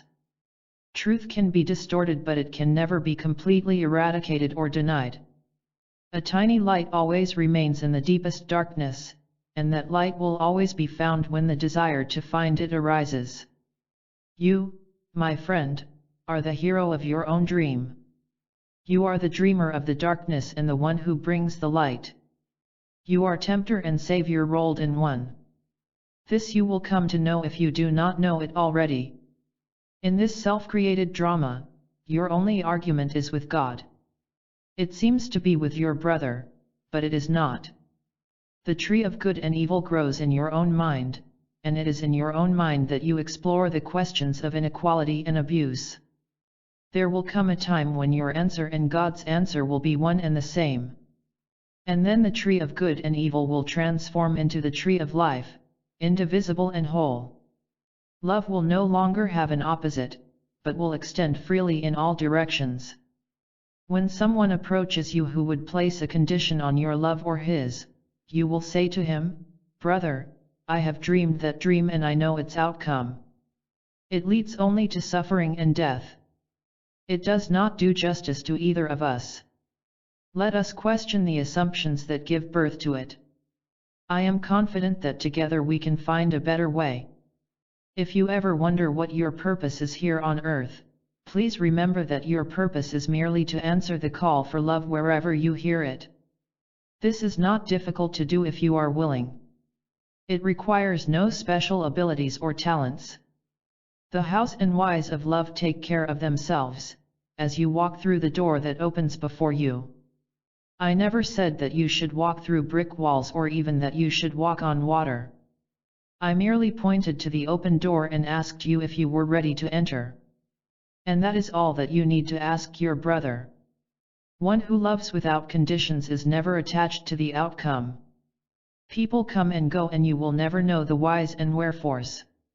Some you think will easily pass through the gate, yet they will turn suddenly away. Others you are convinced will never come within sight of the gate, yet they will cross the threshold with unexpected grace. Do not be concerned. It is none of your business who comes and who goes. The covenant is made in every heart and only God knows who is ready and who is not. Leave the knowing to Him and merely place yourself in His service. Life goes more smoothly when you do His will. And in your trust of Him your heart is filled to the brim and overflows with love and acceptance. Thus do you come to know that the supply of love is limitless. It has no beginning or end. All the limits of earth are absorbed in the boundless love of heaven as the kingdom of God is established in your heart. Eliminating scarcity thinking. If you do not understand the meaning of the gift, be still and wait. God does not give questionable gifts. Scarcity thinking results from your perception that you are not worthy of love. If you do not feel worthy of love, you will project lack outside you. You will see the glass as half empty, rather than half full. If you see the glass as half empty, do not be surprised if before too long there is nothing left in the glass. Lack is the result of negative perception. Of course, the same principle works in reverse. See the glass as half full and it won't be long before it is filled to the brim. When you know that you are worthy of love, you tend to interpret the words and actions of others in a loving way. You do not easily take offense. If someone is rude to you, you consider the possibility that he or she may be having a bad day. You don't feel victimized or abused. How you view life depends on whether you feel lovable or unlovable, worthy or unworthy. Either way, you will create an external situation which reinforces your opinion of yourself. All preoccupation with supply comes from living in the past. Lack is simply the remembrance of old wounds. These are too easily projected into the future. To end scarcity thinking, you must forgive the past. Whatever it has been no longer matters. It no longer has effect, because you have released it. Do you feel unfairly treated? If so, you will project lack into your life. Only one who feels unfairly treated will be unfairly treated. To end scarcity thinking, start with the awareness that you feel unfairly treated. Realize that this comes from your deep sense of unworthiness. Understand that you do not feel lovable right now. Don't try to change your thought. Don't repeat the affirmation "I am lovable right now," hoping that it will reverse your conditioning. Simply be aware, I'm not feeling lovable right now. I feel unworthy. I feel mistreated. I feel scared that the bad things that happened in the past are going to happen again. Just be aware of how your heart has tensed and tightened. Be aware how you have emotionally shut down. Information came to you and you had a choice as to whether to see it as negative or positive. You chose to see the glass as half empty. You chose to be a victim. That's okay. Don't be ashamed. There is no need to tense up any further. There is no need to beat yourself up. Just be aware of what you chose to see and how it made you feel. See that it made you unhappy and realize that you must make a different choice if you want to be happy. You have practiced hard being a victim and have learned that role well. Don't think invincibility comes without practice. Just see your choice to be a victim and be willing to make a different choice. That will be enough. Abundance thinking means you feel loved and worthy right now. Now you can say that you feel this way, but if the phone rings and you find out that you just lost a lot of money or that your partner is leaving you, how worthy do you feel? Is the glass half empty or half full? Do you know that right now, in the moment that you heard this apparently bad news, you are completely worthy and lovable? If the answer is yes, then you have learned abundance thinking. If the answer is no, then you are wrestling with scarcity thinking. Just acknowledging your own fear-based thinking goes a long way toward transforming it. That is why emotional honesty is important. You can't force yourself to think positively, but you can acknowledge your negativity. Acknowledging your negativity is a loving act. It is a gesture of hope. It says, I see what is happening and I know there is a better way. I know that I can make another choice. Giving yourself another choice is the work of individual redemption. Forgiving the past and letting it go sets the stage for choosing differently. No matter how many times you have made the same mistake, you have a fresh opportunity to forgive yourself. Without forgiveness, it is impossible to move out of scarcity thinking. And to forgive, you must become aware of all the ways in which you are hurting. You must acknowledge the wound. Then you can forgive it. Hidden wounds have hidden agendas that hold us hostage to the past. Deep wounds may require bandaging at first, but to complete the healing process they must be exposed to air and sunlight. Conscious awareness must be brought to all unconscious beliefs and assumptions. Scarcity is an important teacher. Every perception of lack in your surroundings mirrors an inner feeling of unworthiness that must be brought into conscious awareness. The experience of scarcity is not God punishing you. It is you showing yourself a belief that needs to be corrected. You have the capacity to love yourself. And that capacity must be awakened in you for authentic spiritual growth to take place. You learn to love yourself by seeing how you withhold love from yourself. And you often see how you withhold love from yourself by seeing how you withhold it from others. Abundance comes into your life, not because you have learned to memorize some mumbo-jumbo incantation, but because you have learned to bring love to the wounded aspects of your psyche. Love heals all perception of division and conflict and restores the original perception of wholeness, free of sin or guilt. When you have seen yourself as you really are, you know that love cannot be taken away from you. Love belongs to you eternally, formless yet ever present, unconditional yet responding easily to the conditions at hand. Whenever news comes that seems bad, consider this. Would God give you a questionable gift? Do not be misled by the wrapping on the box, but open it with an open heart. And if you still do not understand the meaning of the gift, be still and wait. God does not give questionable gifts. Often you will not know the meaning of the gift until the gift is put to work in your life. That can be frustrating, but it is inevitable. The gifts of God do not feed your ego expectations. Their value is of a higher order. They help you open to your true nature and purpose here. Sometimes they seem to close a door and you don't understand why. Only when the right door opens do you understand why the wrong door was closed. Yours is a partnership with the Divine Mind. Please do not try to make abundance your responsibility or God's alone. If you are willing to love yourself, you will open the channel through which God's love can reach you.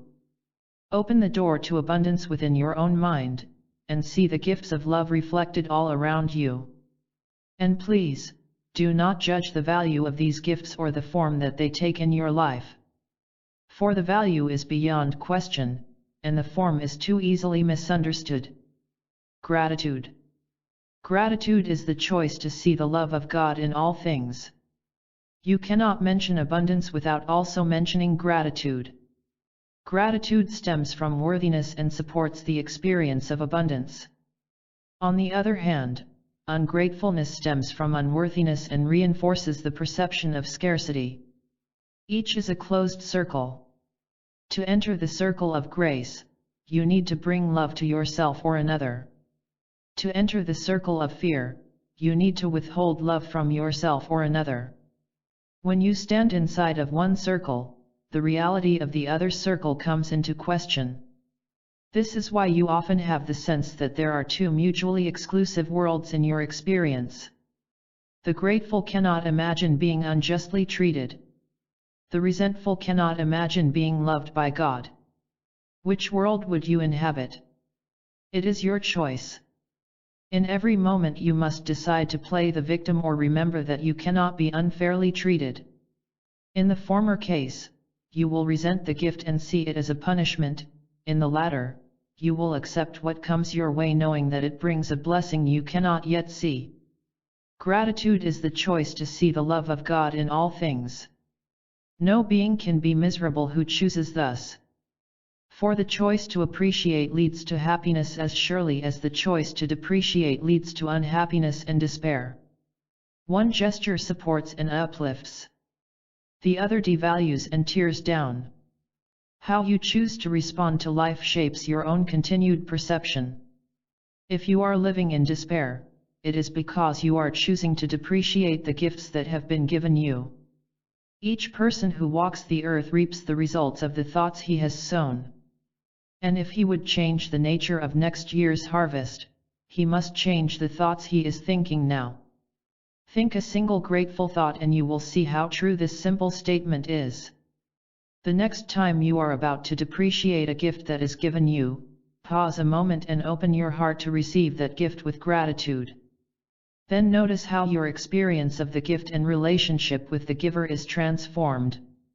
The next time you are poised to judge or condemn another, pause a moment and let that person into your heart. Bless where you would condemn. Judge not and be glad that you have not judged. Feel the release that comes to you when you let another be free of your narrow perceptions. When I said to turn the other cheek, I instructed you to demonstrate to your brother that he could not hurt you.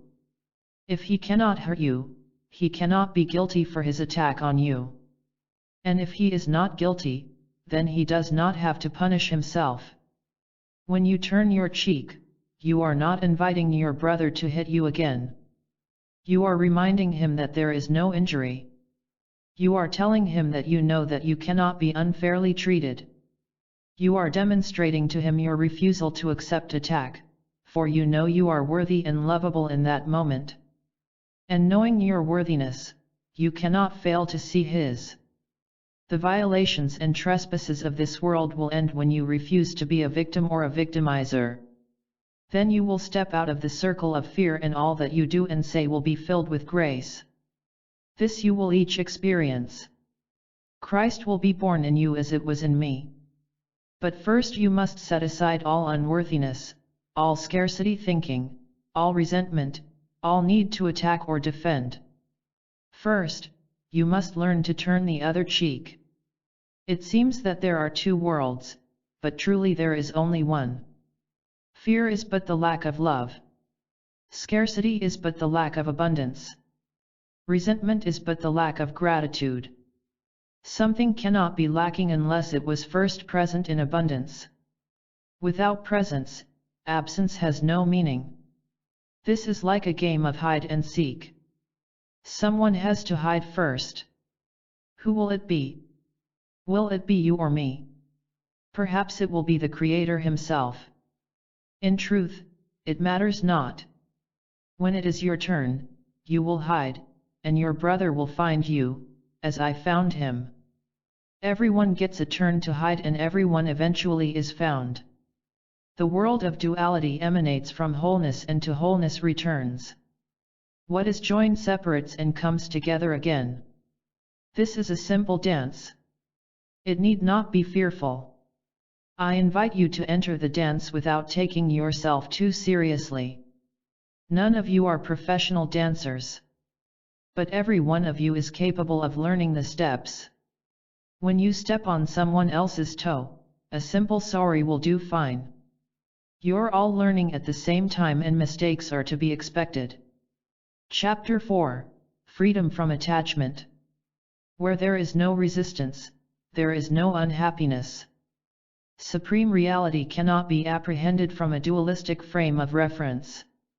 It is the creation of total acceptance, surrender, all-inclusive love. In contrast to the flow of supreme reality, there is resistance, which gives birth to various conditions. Distinctions, comparisons, and judgments arise, and the natural flow is interrupted. The nature of supreme reality is to say yes. It has a natural exuberance and enthusiasm. It is happiness personified, for it takes everyone and everything as itself. Resistance, on the other hand, tends to say no by nature. It brings conflict and struggle. It opposes life, and so it is unhappiness personified. Where there is no resistance, there is no unhappiness. Unhappiness always resists some condition. It establishes itself in some interpretation for or against. The root of unhappiness is attachment. Now I am not asking you to give up all your attachments. That is not a realistic goal. I simply ask you to become aware of your attachments, your perceptions, your interpretations for or against. If you want to understand the unconditional, look at the tree moving in the wind. That is the best metaphor you will find. The tree has deep roots and wide branches. It is fixed below, flexible above. It is a symbol of strength and surrender. You can develop the same strength of character by moving flexibly with all the situations in your life. Stand tall and be rooted in the moment. Know your needs, but allow them to be met as life knows how. Do not insist that your needs be met in a certain way. If you do, you will offer unnecessary resistance. The trunk of the tree snaps when it tries to stand against the wind. Move in the wind. Your life is a dance. It is neither good nor bad. It is a movement, a continuum. Your choice is a simple one. You can dance or not. Deciding not to dance will not remove you from the dance floor. The dance will continue on around you. There is a simple dignity in this. I encourage you to enjoy the simple grace of being alive. If you are seeking a greater meaning in life, you will be disappointed. Beyond the dance, there is no meaning. All conditions open of themselves to the unconditional. Simply be open and present, and you will fall into the arms of God. But resist even for a moment and you will get caught in a needless tangle of your own making. Human beings cannot be free of conditional reality, because conditional reality is a creation of human consciousness. Stop trying to escape your own creations. Simply accept them, as the tree accepts the wind. Your dignity lies in becoming fully human, fully receptive to your own needs and those of others. Compassion comes not by cutting yourself off from the range of emotional experience, but by participating fully in it. Some have said that this world is a painful place. That is not true. This world is neither joyful nor painful, or you may say it is both at once. This world is a birthing place for the emotional and mental body. Physical birth and death simply facilitate the development of a thinking/feeling consciousness which is responsible for its own creations. It is absurd to deny the importance of this birthing work, and it is equally absurd to glorify it. There is no human being who participates in the journey of birth who does not experience both joy and pain. Are both necessary? Absolutely. Without pain, the mother would not expel the baby from the birth canal. Without the joy of the newborn life, the pain would have no meaning. But do not say this is a place of pain, or this is a place of joy. Do not seek to make of your experience what it is not. Stay away from interpretations which would have you embrace only one end of the spectrum of life. My experience here was no different than yours. I did not conquer pain. I surrendered to it. I did not overcome death, I went willingly through it. I did not glorify the body, nor did I condemn it. I did not call this world heaven or hell, but taught that both are of your own making. I entered the dance of life as you have entered it, to grow in understanding and acceptance, to move from conditional love to the experience of love without conditions. There is nothing that you have felt or experienced, dear brother and sister, that I have not tasted. I know every desire and every fear, for I have lived through them all. And my release from them came through no special dispensation. You see, I am no better dancer than you are. I simply offered my willingness to participate and to learn, and that is all that I ask of you. Be willing. Participate. Touch and be touched. Feel everything. Open your arms to life and let your heart be touched. That is why you are here. When the heart opens, it is filled with love, and its ability to give and receive is no longer based on anything external. It gives without thought of return, because giving is the greatest gift. And it receives, not for itself alone, but that others may experience the gift too. The laws of this world no longer limit the man or woman whose heart is open. And so miracles happen, not through any special activity, but merely as an extension of love itself. Miracles do not come from linear, sequential thinking. They cannot be planned. One cannot learn to perform them or to receive them. Miracles come spontaneously to the heart that has opened and the mind that has surrendered its need to control or to know. For the mind of God is innocent and all-giving. It cannot withhold its supply from you, for you are part of it. Reach out and receive these gifts, it calls to you. But you do not heed its call. In your frustration, you do not hear the divine voice calling to you. Yet, no matter how far you may feel from God, you are but one thought away.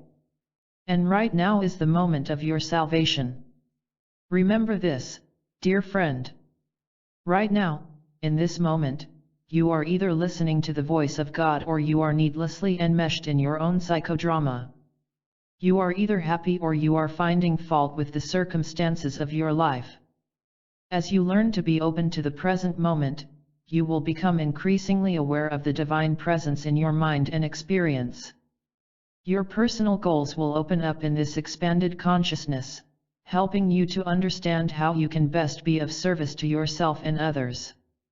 Circumstances will unfold before your eyes.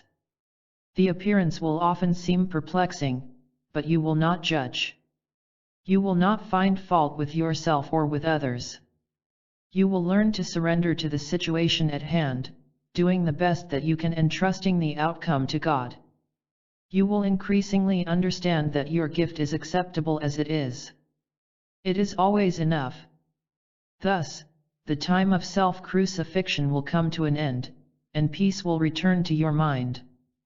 Then you will see me as I really am, for then you will have given birth to the Christ within. I await that moment with great joy and certainty. For that is the moment of truth. That is the end of separation. That is the end of suffering. The glory of God. God is without form. He abides in all things.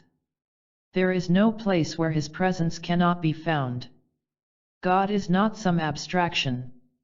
God is a living presence, all good, all giving, happy, whole, and without fear.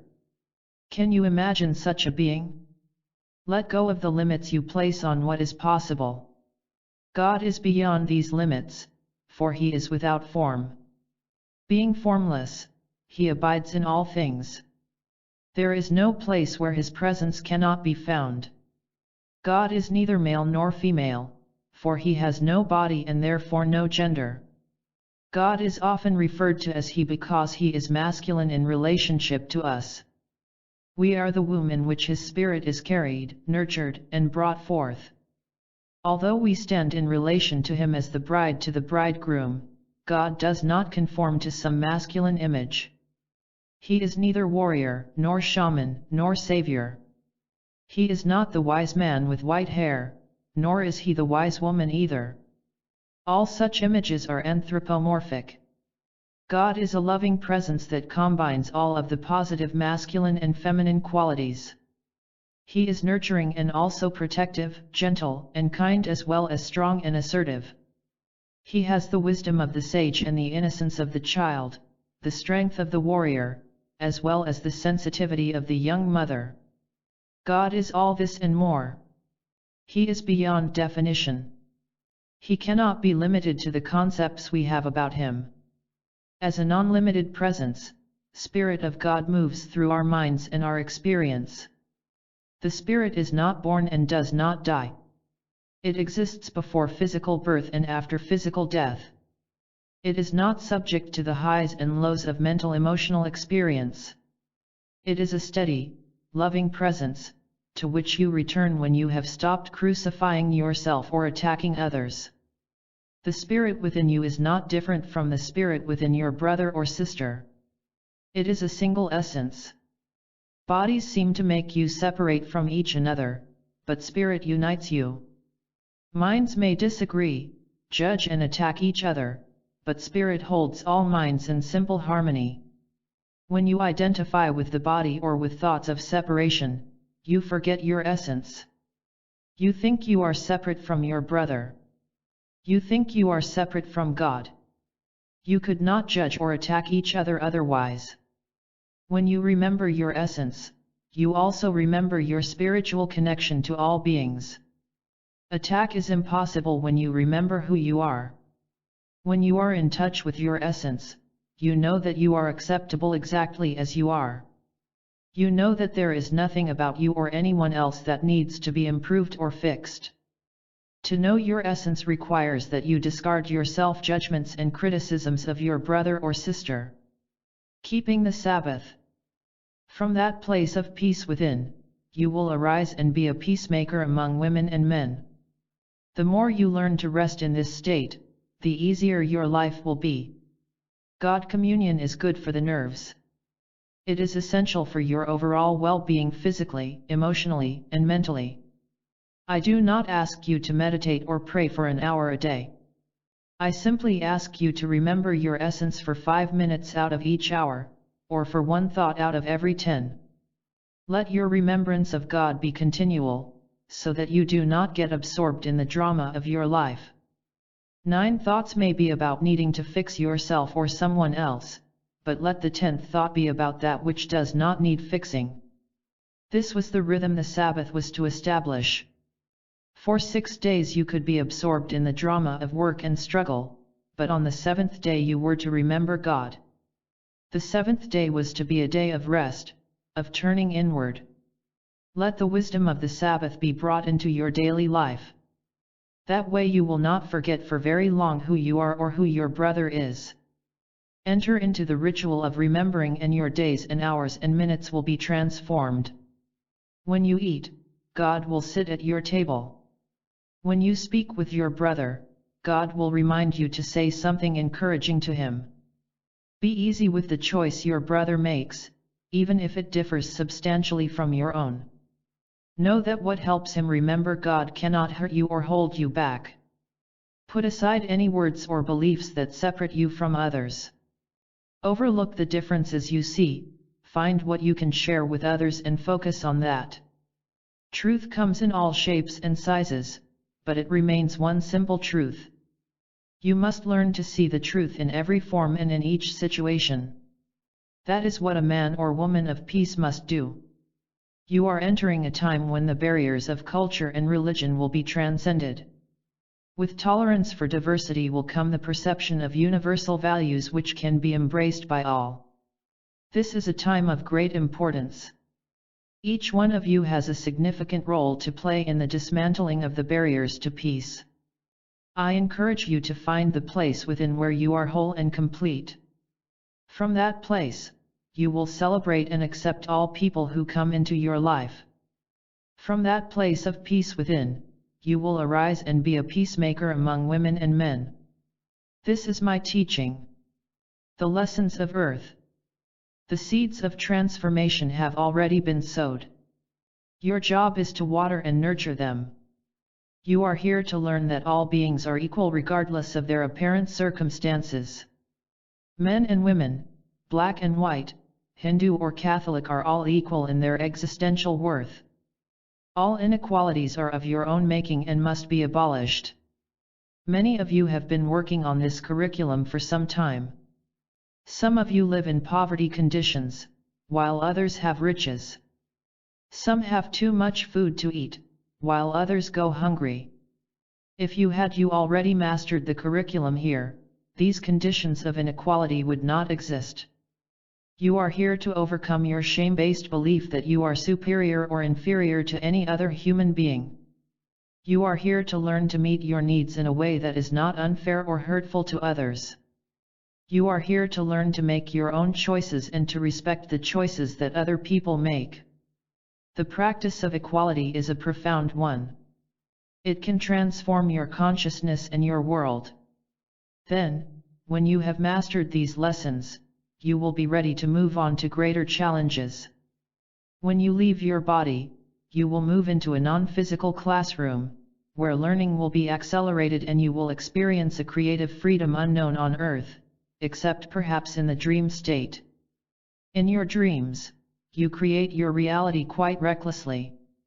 You kill and are killed, make love to all kinds of people, move through incredible danger and have miraculous escapes. Few of you would ever attempt in your waking state what you attempt in the dream state. Non-physical experience is even more dramatic than the dream state. The creative possibilities are endless. Earth School then becomes an environment for testing the skills you develop in the non-physical classrooms attached to Earth. You can't graduate from Earth School until you have demonstrated your mastery of the curriculum. All beings know this, and so all are anxious to incarnate in physical bodies to demonstrate the fact that they have learned their lessons. Why do they have so much trouble? The dense conditions of physical experience are difficult to master. It takes time to develop physically. You start in your mother's womb totally dependent on her. When you are born, you are physically helpless. You have to learn to feed yourself, to walk, talk, and manipulate your environment. For someone who has recently experienced a non-physical environment where the effects of thought are instantaneous, this is pure torture. In time, consciousness contracts and moves to more fully inhabit the physical body, thus shutting off awareness of other dimensions with their creative possibilities. Put simply, consciousness gets absorbed into the density of the physical environment. There it feels trapped and victimized. It does not remember its less limited state. It does not remember that it is not a body. In a few rare cases, consciousness does not fully contract when it enters the physical classroom. These people inhabit bodies, yet still retain the memory of the non-physical dimension. They know that they are not limited to the body. They know that they are not the victim of other people's thoughts and actions. They know that they can create reality through the power of their thought. These people are master spiritual teachers.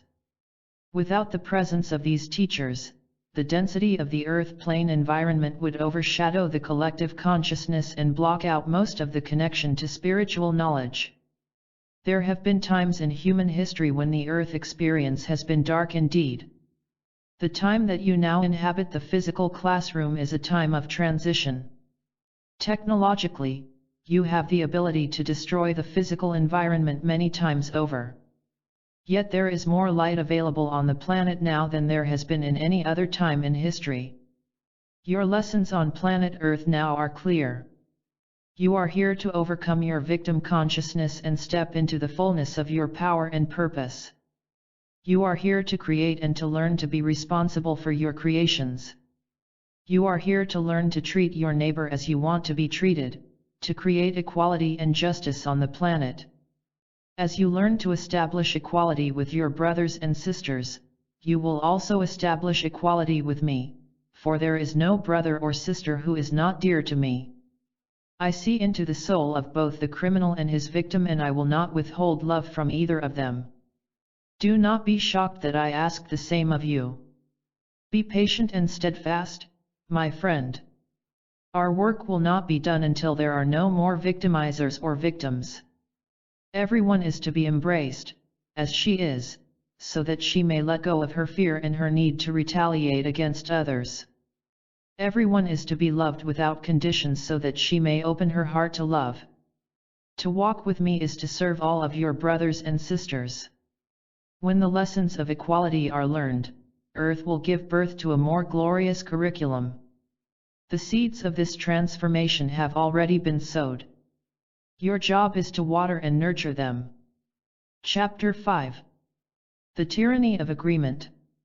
Your enemy is a mirror into which you look until the angry face that you see smiles back at you. The ego's notion of love is based on agreement. It cannot conceive of love being present when two people disagree.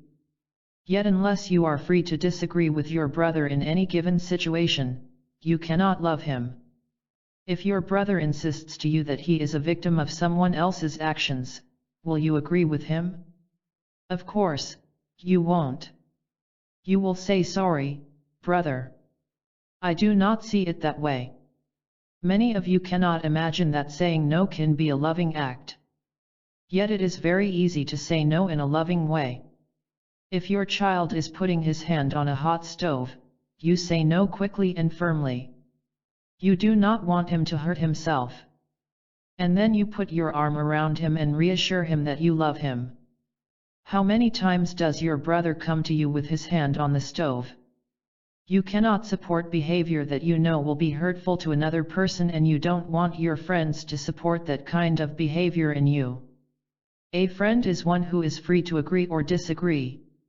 A friend will speak to you truthfully. She may or may not perceive the situation accurately, but she is not afraid to tell you what she thinks. A friend tells the truth and then reminds you that you are free to make your own choice. This is love in action. A friend loves you equally when he is saying yes or no. He does not withhold his advice, nor does he try to impose his opinion on you. A friend wishes to be helpful. He treats you with respect and dignity, and he tells you the truth. You can't be a friend if you are not willing to be honest. But this doesn't mean that you are right. Being right and being honest are not necessarily the same thing. When you are honest, you are giving the best that you can give with the awareness that you have. But honesty alone is not enough. Honesty and humility must go hand in hand. Your humility says to your brother, this is the way that I see it. I may be right or I may be wrong. How do you see it? After all, you are the one who must make the choice. A humble person understands appropriate boundaries. He never seeks to usurp another's right and responsibility to make his own choices. Because you constantly seek agreement, you rarely experience love without conditions. Agreement is the ultimate condition and therefore the ultimate codependency or collusion. It says, if your ego and my ego agree, I'll support you. When two egos agree, you should be wary. That is because it is the nature of the ego to separate, to divide, to conflict with other egos. So when two egos agree, you can be sure that they are joining together to oppose another ego. This is not genuine agreement, but a temporary alliance. As soon as the common enemy is conquered, the alliance ceases to serve a purpose, and each ego returns to its own agenda. Looking for love in agreement is not a very wise move. It is bound to bring you disappointment. You would do much better to look for love through disagreement. You will remember that I told you love your enemy. I did not say this to be perverse or difficult. I said this for several important reasons. First, it is easy for you to love your friend. Most of the time your friend agrees with you and supports you. So it is not hard to love him. But your enemy disagrees with you. He believes that you are wrong. He sees your weaknesses and would do his best to exploit them. If you have a blind spot, you can be sure he sees it. To put it simply, your enemy is not willing to give you the benefit of the doubt. He is therefore your very best teacher. Your enemy reflects back to you everything that you do not like about yourself. He shows you exactly where your fears and insecurities lie. If you listen to what your enemy is saying to you, you will know exactly where you must make corrections in yourself. Only one who opposes you thus can be such an effective teacher. Why do I say love your enemy? I say love your enemy because if you do not love him you won't value the gift he brings to you. No one can go through life without both allies and opponents. A good ally is willing to oppose you. And a good opponent is the best ally. When you learn to love your enemy, you demonstrate your willingness to look at all of the dark places within your mind.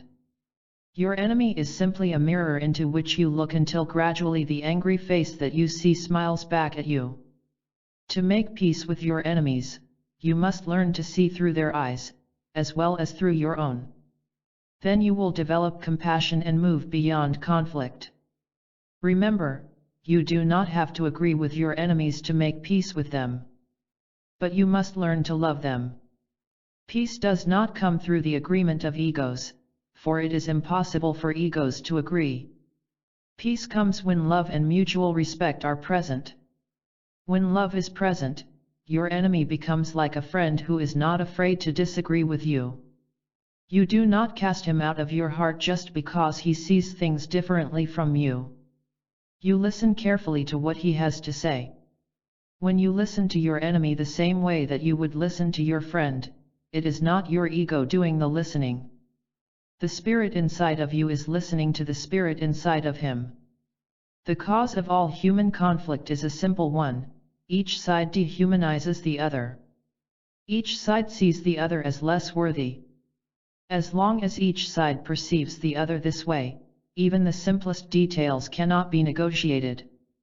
But let each side bring to the other the attitude of respect and acceptance, and even difficult details will be resolved.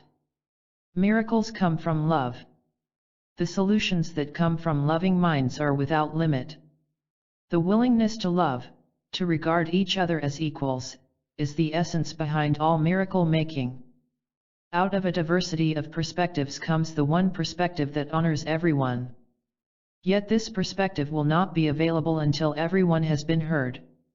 Your job, my friends, is to give every person a fair hearing. This is the essence of democracy, which is not only a spiritual ideal, but a living process.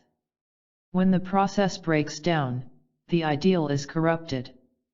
But when the process remains strong, as awkward and ungainly as it seems, the ideal cannot fail to manifest. A society that tolerates differences of perspective is a society that is based on the practical demonstration of love and equality. Those who seek agreement build totalitarian systems where individual freedoms are sacrificed and the whole never benefits from the wisdom of the parts. Such systems are doomed to failure. It takes courage to disagree. It takes wisdom and foresight to maintain an environment of equality in which all perspectives can be considered. The path to truth has never been an easy one. It certainly has never been one based on expediency. The expedient solution to conflict is to exterminate all those with whom you disagree. The goal here is not to love, or even to understand, but to destroy your enemies. That has been the prevailing value system on your planet throughout its history. The democratic approach is a brave new experiment. It says, "Let all voices be heard." It welcomes diversity and has faith in the essential worth of individual human beings. It asks you to love, respect, and learn from your opponents. It assumes that the human heart and mind is deep and wide enough to contain all these perspectives. It trusts in your open-mindedness. Indeed, it entrusts its entire success on your ability to consider different points of view and, when appropriate, change your mind. Totalitarian and fundamentalist ideas play to your fears. They are always creating enemies and seeking to overcome them. They believe that there is one side that is good and another side that is evil. They are oversimplified and dualistic in their perceptions of the world. On the other hand, the path of compassion challenges you to love and accept all beings as equals. It makes no exceptions, for it knows that to condemn one person is to condemn all. It is not an easy path, for it recognizes that there will be continual challenges to your commitment to equality. And each challenge must be met with the full depth of your commitment if you are to demonstrate the truth. Many people use my name in vain. They attribute abusive, judgmental ideas to me and use them to justify all manner of vile acts. That is why I must tell you clearly, do not use my name in vain. Do not use my name to judge any man or woman. I have never taken one brother's side against another's. Nor would I ever ask that of you. I have asked you to come to peace within your own mind. And I have asked you to come to peace with all of your brothers and sisters. How can anyone distort this simple teaching? If you have heard me in your heart, you know that you cannot use these ideas to justify any judgment or attack on another human being. When you would judge another, look within and ask, would I judge myself in this way? For any judgment against your sister is also a judgment against yourself and a judgment against me. Understand, my friend, that you will not find love if you seek agreement. Love runs deeper than that. As you learn to love the one who opposes you, you will find the source that goes beyond judgment or fear. In that source we are all joined as equals, free to think and act in accordance with our guidance. I support you in your freedom to choose, even when you make a different choice than I would make. For I trust you, I trust God's plan for your awakening. And I know that you can never make a mistake that will cut you off from God's love or from mine. Crime and punishment. Those who hurt others feel that they have no choice. Those who know they have a choice do not hurt others. The seeds of all actions are to be found in your thoughts. What begins as thought quickly becomes speech, and what becomes speech eventually becomes action. Society says, only the physical action is reprehensible. Verbal attacks are unfortunate, but inevitable. No one would be foolish enough to try to hold another accountable for his thoughts. You are outraged by the act of murder, but the thought of murder is acceptable. You have all had it. You are outraged by the act of rape or sexual abuse, yet you are not greatly disturbed by the thought of it. Yet the difference between you and the one who rapes and murders is not as big as you think. I do not say this to make you feel bad. I say this to help you wake up to your responsibility to your brother. If you can forgive yourself for having thoughts of revenge, why can't you forgive the man or woman who acts with vengeance? This person merely acts out what you have thought about. I am not justifying the act of vengeance. I cannot justify any attack, and I am not suggesting that you do. I am simply asking you, why do you cast this brother out of your heart? He is perhaps even more desperate for love and forgiveness than you are. Would you withhold it from him? Your brother has been wounded deeply. He has grown up without a father. He has been addicted to drugs since he was 9 years old. He has lived in a project where he has never felt safe. Do you not feel some compassion for the wounded boy and the man who commits the crime? If you were to step into his shoes, would you do that much better? Be honest, my friend, and in that honesty, you will find compassion, if not for the man, for the boy who became the man. I will tell you right now, it is not the man who pulls the trigger, but the boy. It is the one who is overwhelmed and sacred. It is the little one who does not feel loved and accepted. It is the wounded boy who strikes out, not the man. Do not let your sight be distorted by the angry, disdainful face of the man. Beneath that hard exterior is overwhelming pain and self-judgment. Beneath the mask of mismanaged manhood and vicious anger is the boy who does not believe he is lovable. If you cannot embrace the boy in him, how can you embrace the boy or the girl in yourself? For his fear and yours are not so different. Let us first take away your mask of moral superiority and then let the boy or girl in you look out at the boy in him. That is where love and acceptance begin. That is where forgiveness has its roots. Criminals are just one group of untouchables in your society. You do not want to look at their lives. You do not want to hear about their pain. You want to put them away where you do not have to deal with them. You do the same with the elderly, the mentally ill, the homeless, and so forth.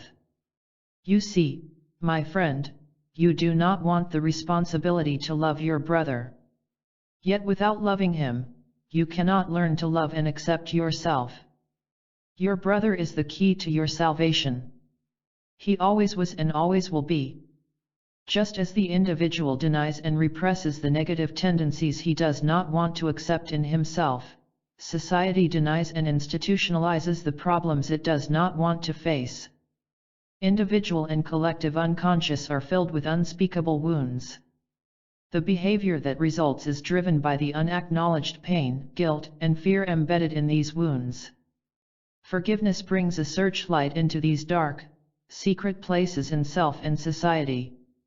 It says to your own guilt and fear, come out and be seen. I need to understand you.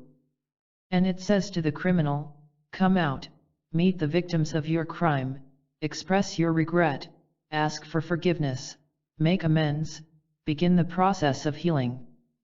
Acknowledging the wound is always the first step in the healing process. If you are not willing to face the fear behind the wound, individually and collectively, the healing process cannot begin. It is hard for you to look at your own repressed pain. It is hard for society to look at the pain of its outcasts, but this must be done. Everybody lives in a prison of reactivity until the wound is made conscious. It is not just the criminal who is behind bars. The men and women who put him there live behind different bars.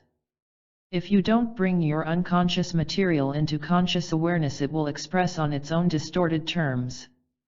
If you don't work intentionally with the criminal to help him come to love and accept himself, he will re-enter society with the same anger and vindictiveness.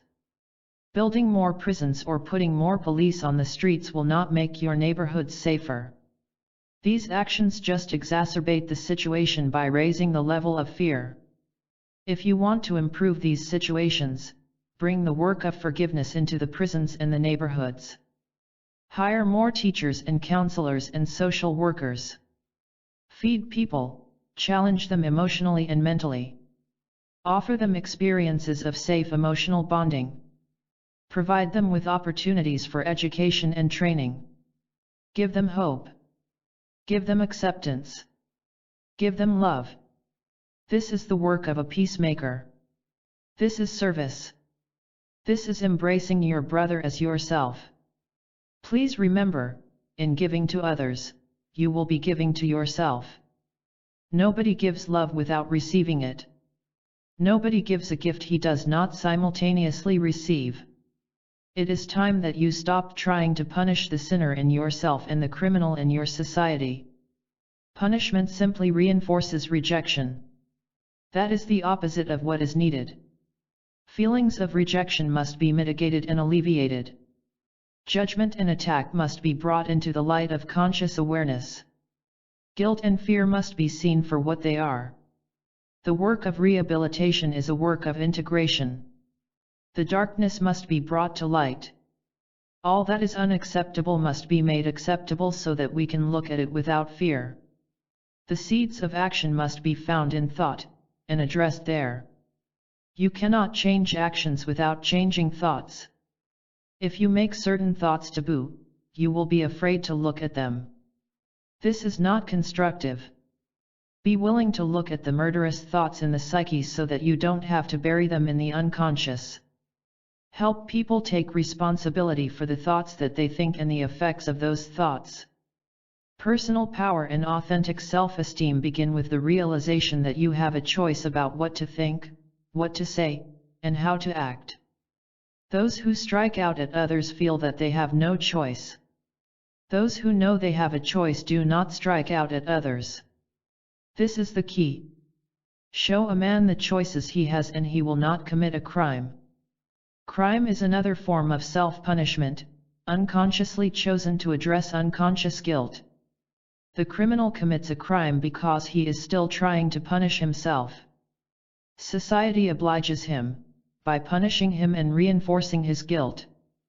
The only way out of this vicious cycle is for society to drop the agenda of ostracism and punishment and commit to healing. Every person in pain must be offered a path out of pain. Each must be helped to consciously identify his shame and unworthiness, as well as the patterns of abuse and betrayal that run through his life. The lepers of your society are no different than the lepers of my time. They bear everyone's wounds on their skin. They are bold witnesses to the pain we do not want to deal with. Society should be grateful to them, for they are way showers. They point to the path of healing all human beings must take. The search for happiness. The world cannot make you happy. The sooner you learn this, the easier your struggle will be. This is the world of conditions. It cannot give you what you want. It can only reflect back to you what you don't want. The search for happiness in the world is a grim one. The world cannot make you happy. The sooner you learn this, the easier your struggle will be. Please spend some time looking at your goals. How many of these goals have to do with accomplishing something in the world? You will see that many of them do. Don't be ashamed. Just realize that your attention is directed outward. Once you accomplish one goal, you have to set another goal. You can't be happy with what you have done. You keep looking for happiness in the future. Yet real happiness happens only in the present moment. If you are happy now, there is nothing else to accomplish. Indeed, if you become concerned about whether you will be happy tomorrow or even 5 minutes from now, you will forget to be happy now. All your scheming and dreaming takes you away from your present happiness. Many of you have very important jobs serving others. Yet you are not happy right now in this moment. I must ask you, at what price would you serve others?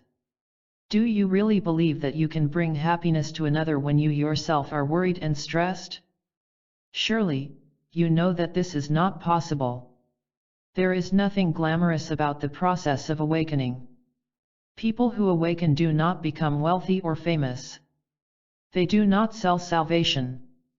They simply look into your eyes and ask, "Are you happy right now?" If you answer yes, then they smile back at you, because they know you are already in heaven. If you answer no, then they simply ask why not.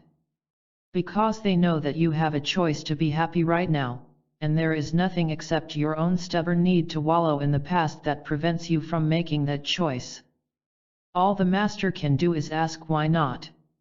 He cannot tell you what to do or what not to do, for the responsibility for both doing and undoing belongs to you. Not withholding love.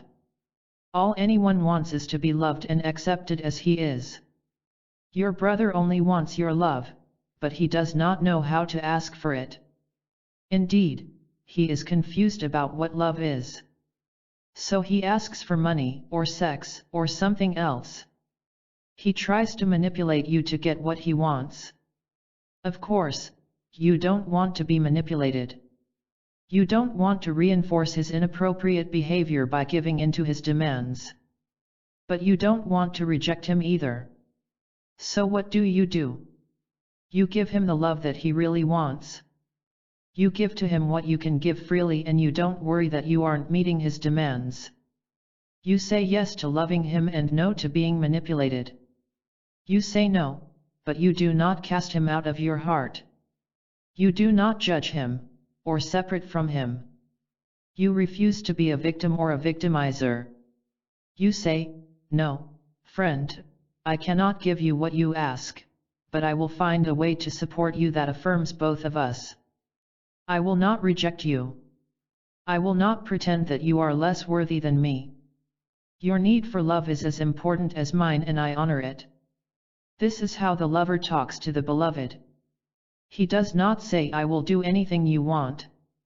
He says, "I will find a way to honor us both." The lover is equal to the beloved. They are the mutual expression of love. It is important that you understand this. Many of you believe that if you do not say yes to another's demands, you are not acting in a loving way. That is not true. Saying say yes to another's demands is not loving yourself. Do not place another's needs before your own. Love has nothing to do with sacrifice. On the other hand, some of you believe that you must say no to everyone to protect yourself from trespass and manipulation. That is the other extreme. If you have to say no to everyone, you just reinforce your fear of intimacy. You build a wall around your heart to keep other people out. It is important to see your pattern of codependence or isolation. Do you abandon yourself to try to keep others? Or do you reject others to try to hold on to yourself? Both gestures are a denial of authenticity and intimacy. Only the authentic person, one who honors his own truth, is capable of intimacy with another.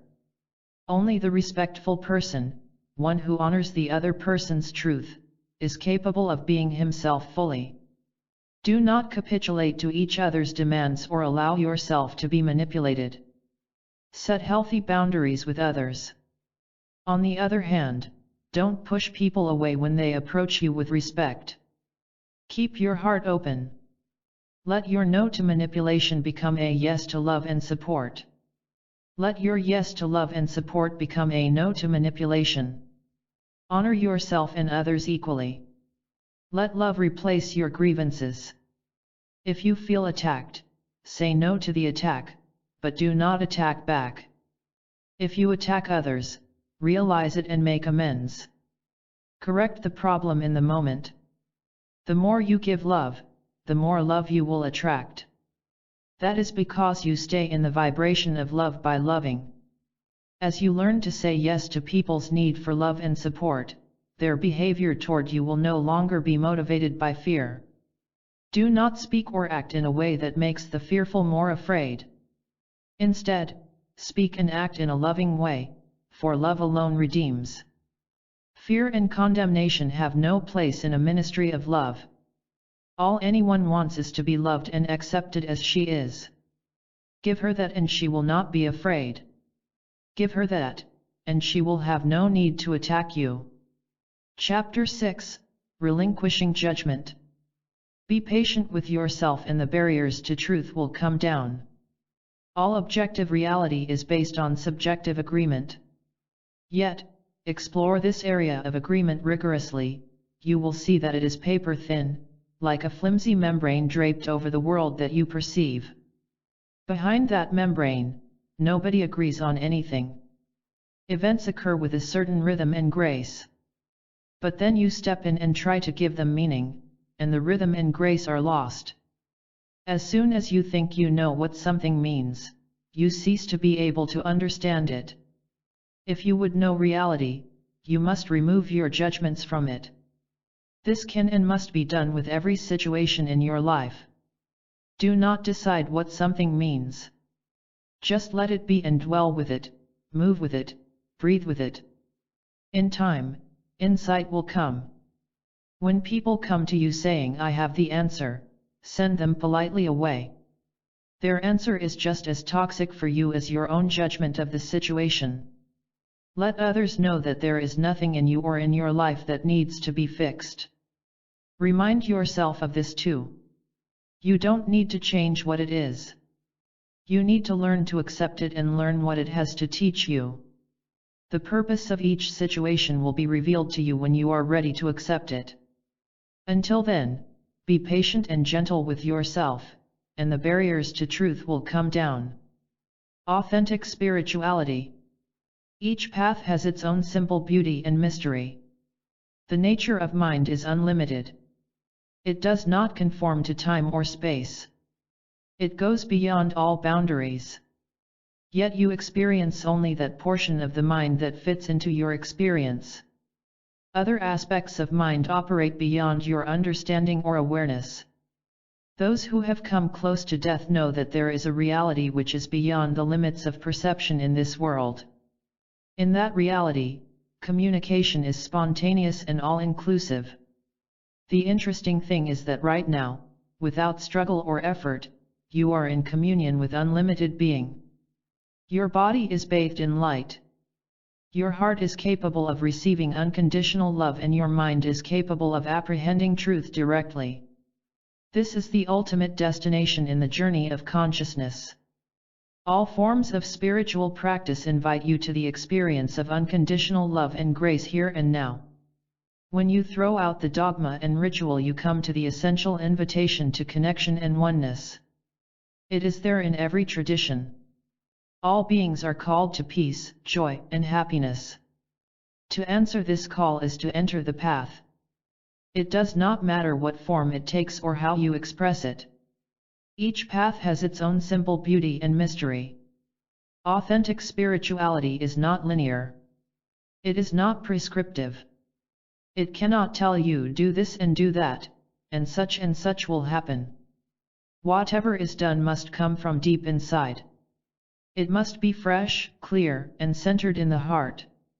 It must be done spontaneously. The path home is never what you think it is. Yet it is never beyond your own ability to intuit the next step.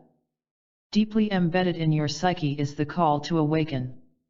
It does not sound like the call that anyone else hears. If you are listening to others, you will not hear the call.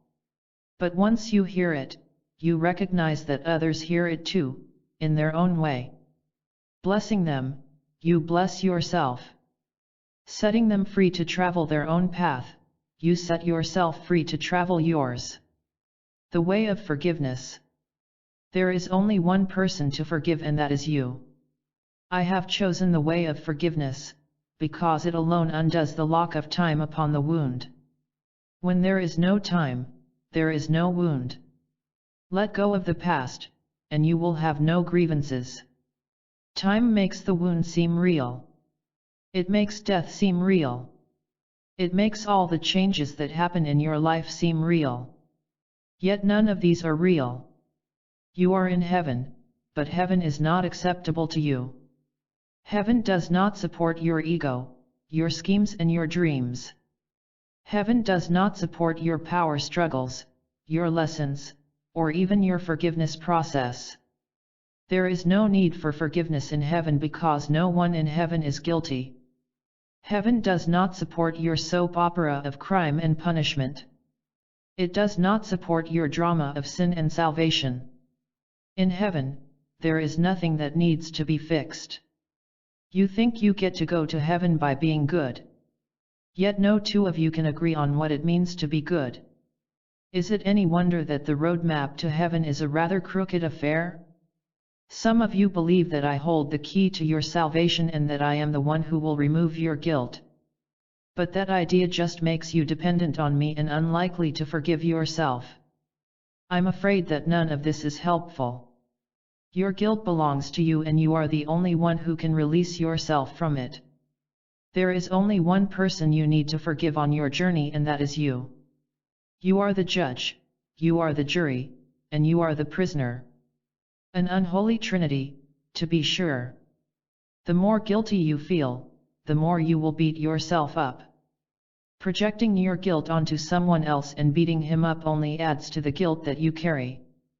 The only way out of this labyrinth of fear is to practice forgiveness. Look at every judgment you make with compassion for yourself and the person you are judging. Do not justify your judgments and you will not make your illusions real. You mistakenly believe that you can hurt others and that others can hurt you. These beliefs run your world. Yet if a single one of you could be hurt, if your wholeness could be compromised or damaged by suffering or death, then your world would be beyond heaven's reach, and all your murderous thoughts would run rampant throughout eternity. Yours would be a dark and unredeemable world. I know, at times, it seems as if this were true. But it is not true now, nor has it ever been true, even in the darkest of times.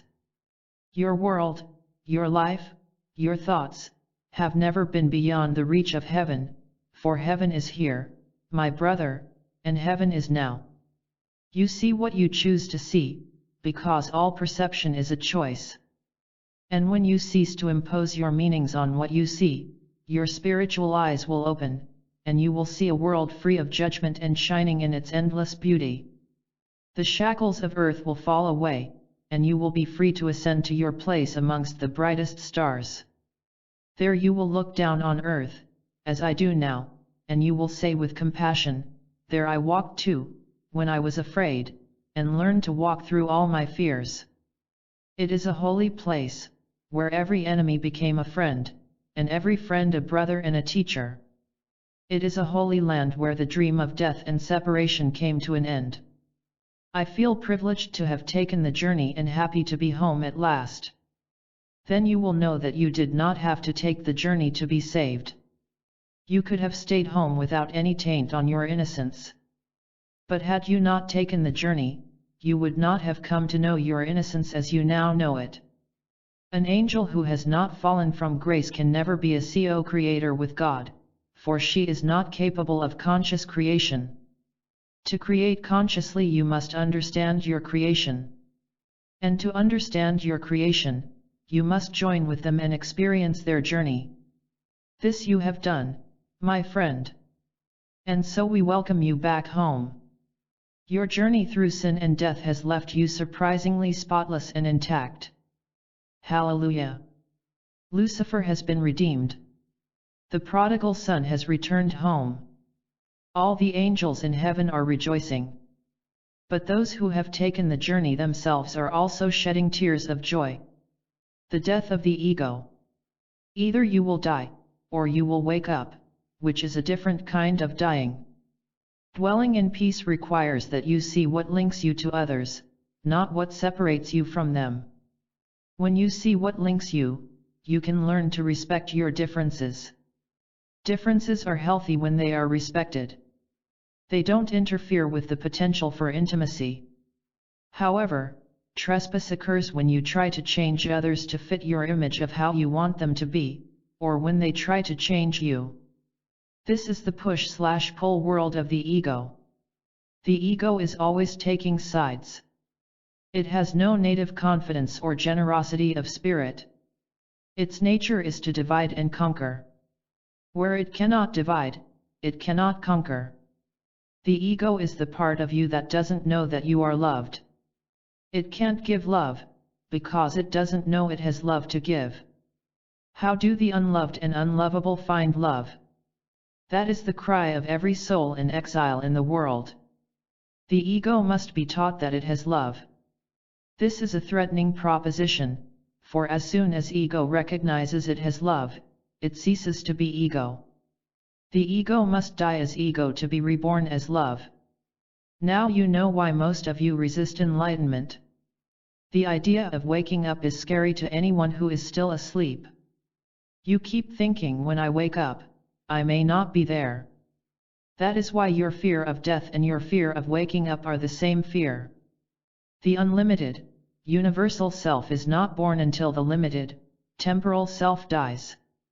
So death will come, one way or the other. Either you will die, or you will wake up, which is a different kind of dying. Once you are awake, dying is no big deal. You have no more prized identity to lose. Whether you stay in physical form or not isn't important. Dying is one of the best ways to learn to be present. If you want to wake up quickly, try dying.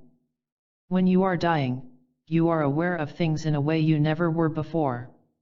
You notice every breath, every nuance, every flower, every word or gesture of love. Dying is like a crash course in waking up. Now that doesn't mean that everyone who dies wakes up. It just means they've taken the course. Those who graduate from the course are content to be wherever they are sent. If that means somewhere in a body, so be it. If that means assisting someone in a body, that's fine too. It doesn't really matter where you go because you have nothing to prove. You are there simply to be helpful. Disengaging from meaningless identity is an inevitable aspect of the path back home. The less you have to protect, the more help you can be. And the more help you give, the more blissful your experience becomes. While I would not go so far as to say dying is fun, I would say that dying is not fun only because you are still hanging on to some shred of self-definition. Your whole experience on earth is a process of learning to trust in yourself, in your brother, and in God. In the final moment of awakening, when trust blossoms fully, these three aspects of self merge into one. That moment cannot be described in words, but I assure you that you will experience it. And until you experience it, nothing will ever make complete sense to you. The gift. This is not my gift, but God's gift to you. Because I received the gift, I can give it to you. Forgiveness is a gift that was given to you for all time. It is not something that can be taken away. It is there always, and it is the only gift you will ever need to move beyond the experience of pain and suffering.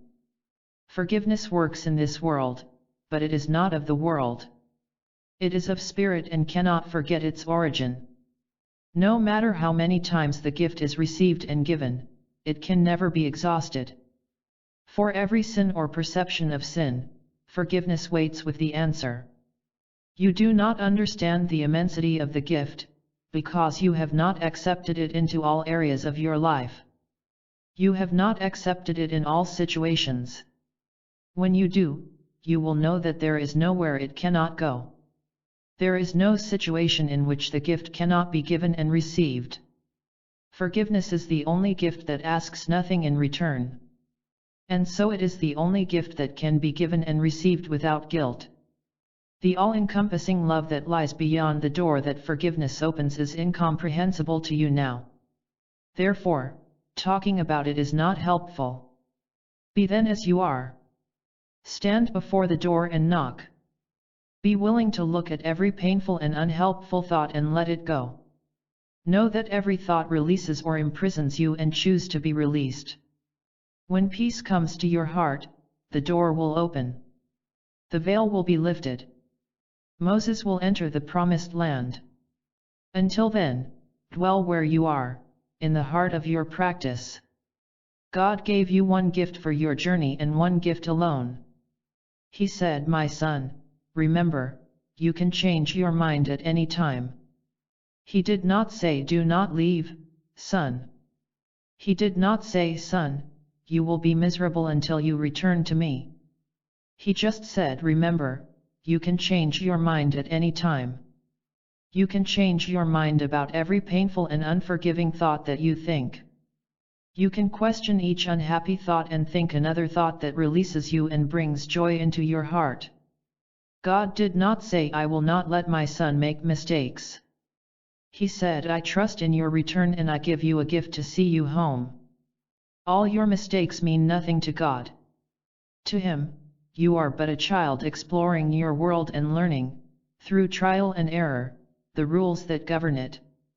God did not make those rules. You made them when you made this playground. You forgot only one thing, and God gave that to you with His blessing.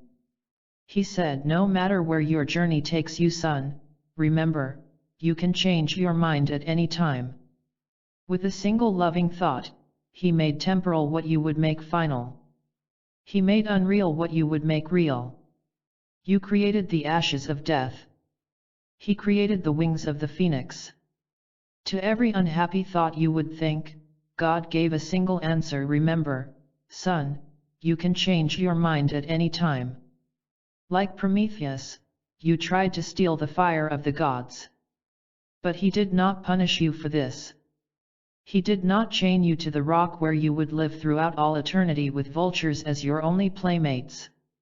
He said, take the sacred fire, son, but be careful, and remember you can change your mind at any time. Like Adam and Eve, you stood in the garden and became curious about good and evil.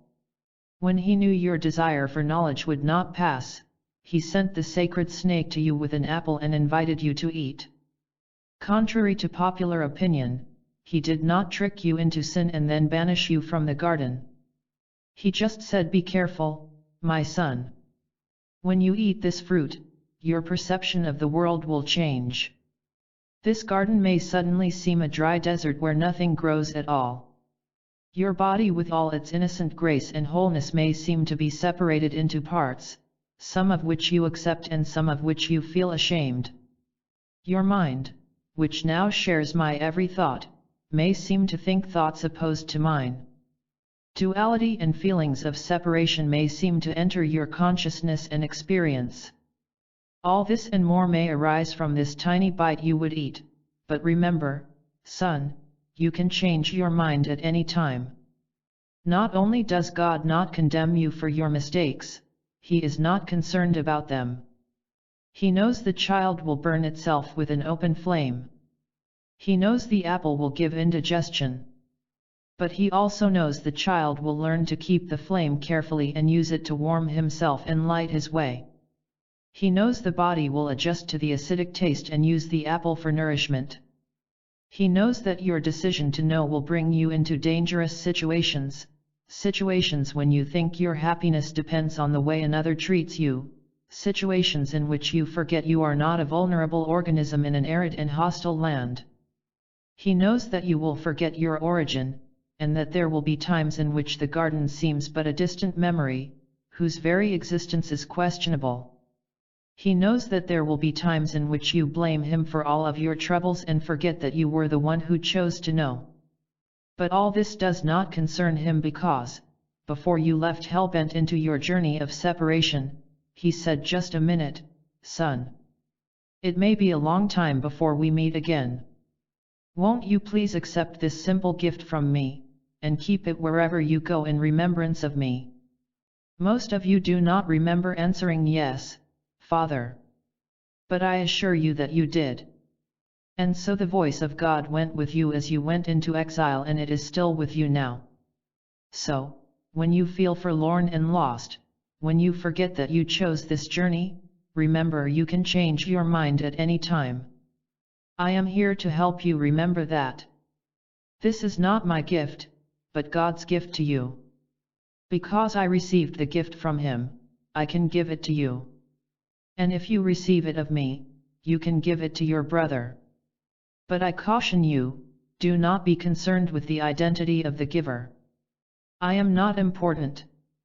I am not the gift, but the one who extends it, as indeed are you. Let us remember the origin of the gift so that we can give it and receive it freely. Christ is the giver and receiver of God's gift. And Christ is born in you every time you give or receive the gift. It does not matter who offers the gift of forgiveness to you. It can be your child, your parent, your friend, or your enemy. All that is important is that you receive it of Him. And as you receive it, you become the Christ, and so does He.